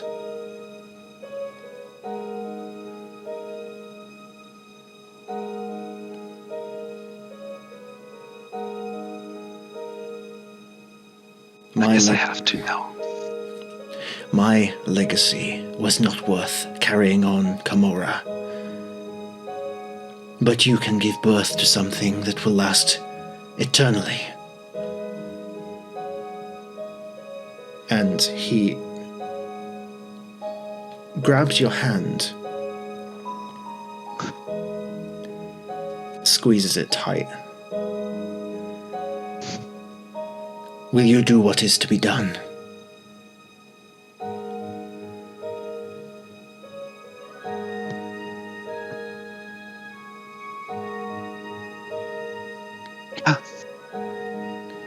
No matter the cost.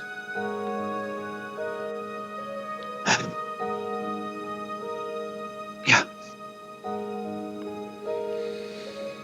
Swear it.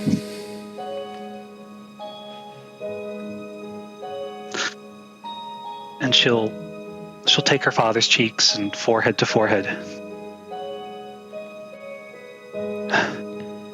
Lord of the land, for whom I swear my allegiance. I give you my body as a shield. My sword is your guide. And through the darkness shall I cut the light. Through the darkness shall I find you again.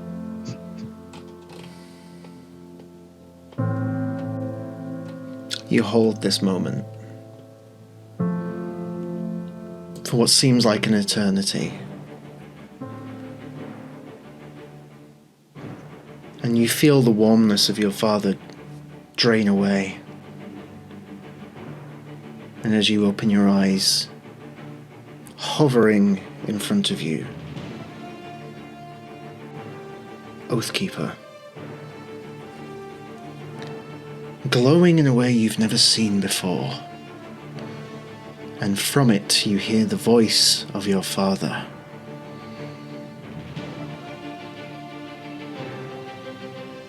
You will do this. And I will be with you.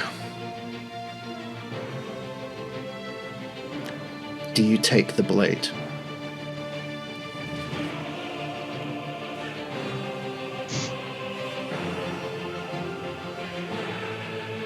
You're gonna hate me for this. For king and country. And she'll swivel it around and wield it. It feels very light in your hands as you do, and as your surroundings suddenly grow brighter and brighter and brighter and brighter, you wake up. For real this time. I think Kamara looks to everyone who's either asleep or just waking up now. I'd say everyone is waking up at this point. Go did her trance after having all the nightmares. She probably hasn't had regular sleep for a little bit. He got to stretching and just says, I went to a dream sequence and all I got was this lousy t-shirt. Aegis is doing his hair. Yeah, it's very long. Gamora, you look around and Oathkeeper is nowhere to be seen. You do feel just a slight tingle in your dominant hand.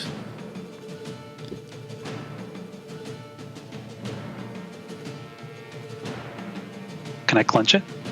You clench it and Oathkeeper appears in your hand.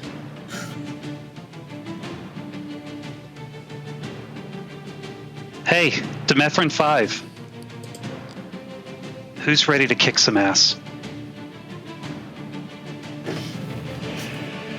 Letter X. He just holds up the pinky and also is glowing. Pinky salute. Pinky salute.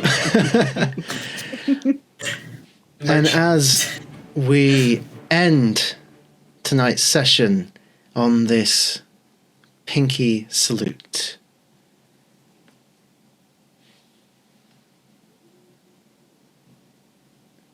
the very next thing you notice is that the ground begins to quake beneath you.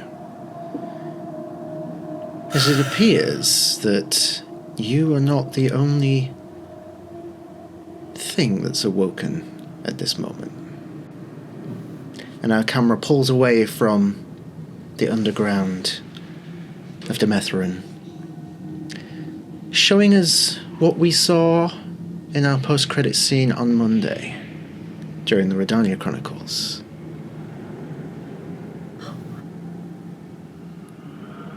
As, from a distance, the continent of Demethrin is now surrounded by what appear to be whirlpools. And as you feel the quaking, you feel a slight shift in the gravity, which feels like you're rising.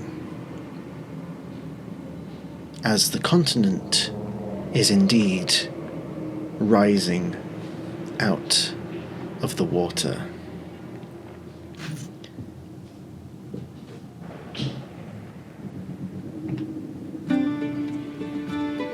But more on that next time. But I don't want to be an eternal.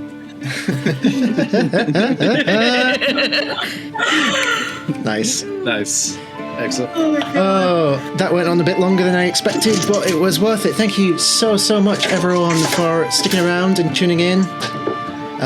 We are well into our end game for the Demethrin 5. I'm going to say... Bets on who's going to live. Well, I'm going to say this could potentially end next session. It might go on an extra... It might go on for another 2 sessions or another 1 session. It will depend on how things go. So... I love you guys. Hey, can we take the long road up? With that being said, just a couple of things to sort out. So you all gain the benefits of a long rest, obviously.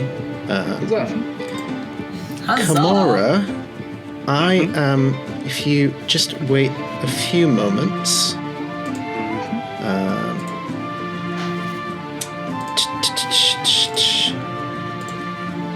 as if you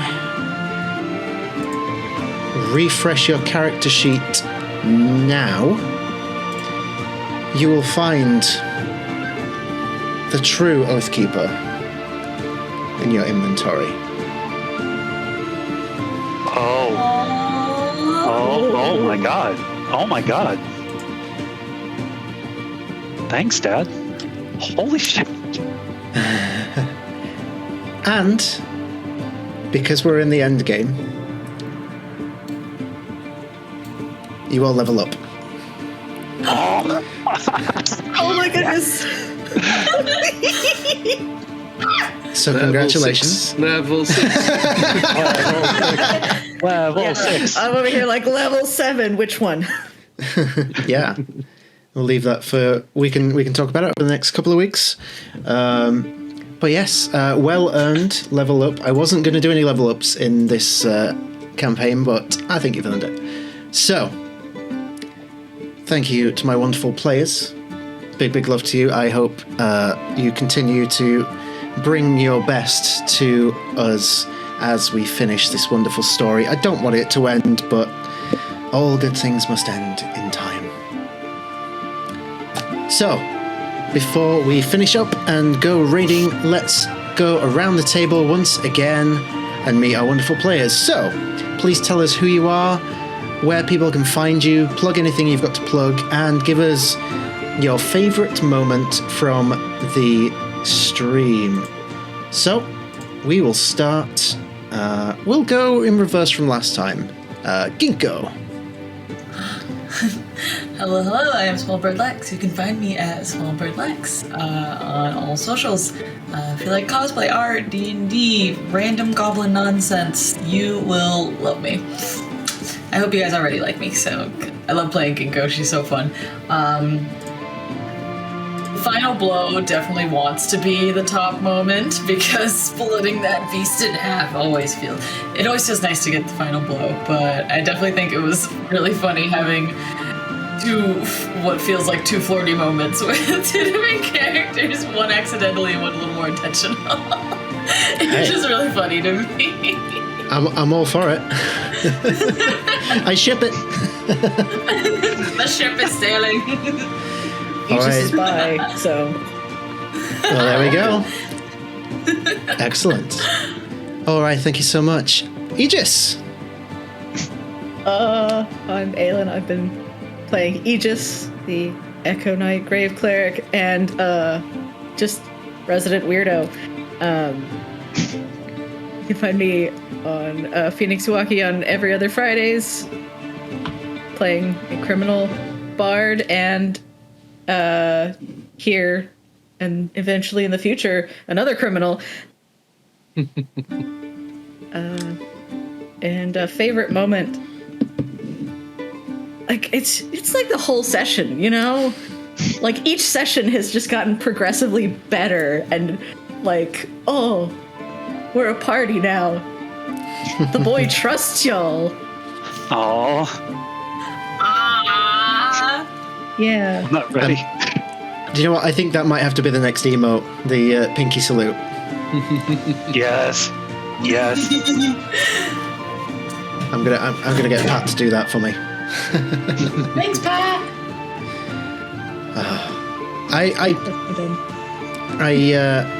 I'm very humbled that you give me such wonderful praise. It's appreciated, and right back at you.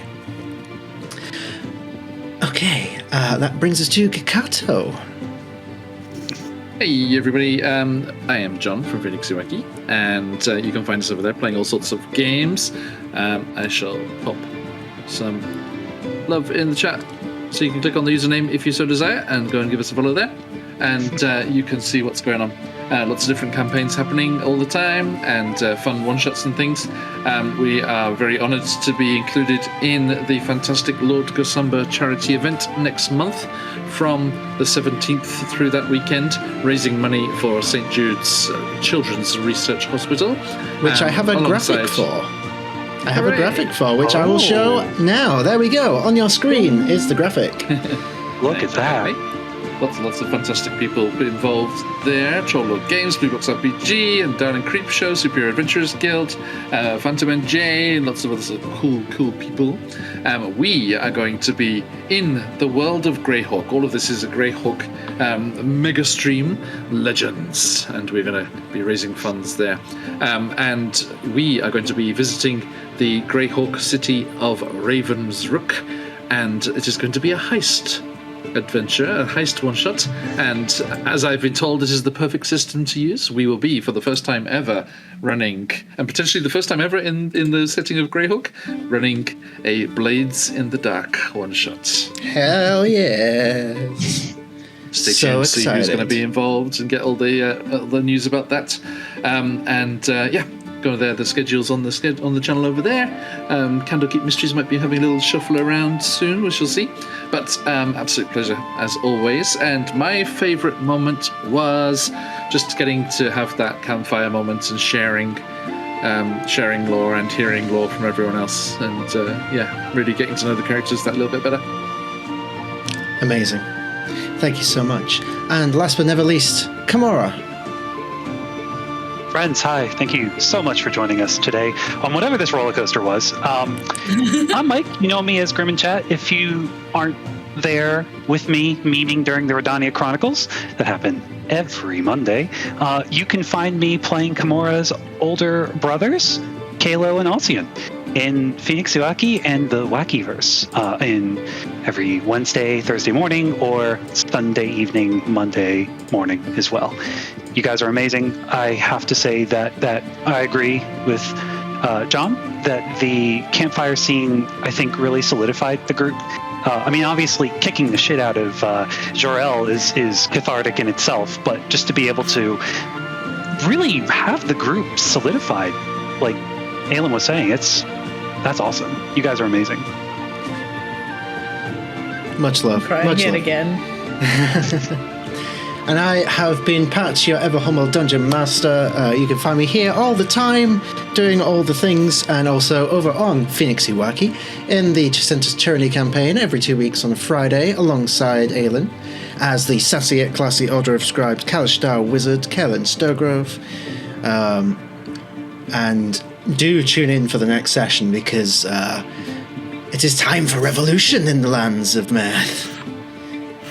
And I am very excited. And I have vowed to never die, so that's going to go well. We also, I will use this time to plug, is this the right one? Yes, it is! Coming up in March. Look at this fabulous lineup on your screen right here. We have our new second weekly campaign, The Wildmount Chronicles. I am taking a big leap of faith and stepping way out of my comfort zone and not doing homebrew. I am going to Exandria, and I'm going to have many panic attacks about it, but we are going to tell an incredible story with this fantastic lineup. Some faces you will recognize, some that are brand new, some you'll recognize from TikTok. We have some particularly sizable TikTok stars joining us, and oh boy, just from the character creation and the plans that I've made so far, this is going to be a hell of a ride. So we hope to see you there when that comes around. And a favourite moment from me. I think if I have to settle for one, it would be Path of the Grave, because Yeah. I mean, on one hand, it is incredible. It's my favorite. And number two, because my number one rule for my players, outsmart me. And that's 2 weeks in a row you've done it. So, slow clap. A well-earned victory. So yes, thank you so much for that. And thank you everyone for watching. We are going to go and find someone to raid to share the love. Let's see who's on right now. Well, the games are on if you want. Ooh, that would be very good to do, I think. It is. Yes. Yeah, let's do that. Well, we'll go and pay a visit to our dear friends at Troll Lord Games. So, everyone, it's been a pleasure. We hope to see you next time for what could be the last Demethrin 5. Only time will tell. Until then, please take care and much love. See you later.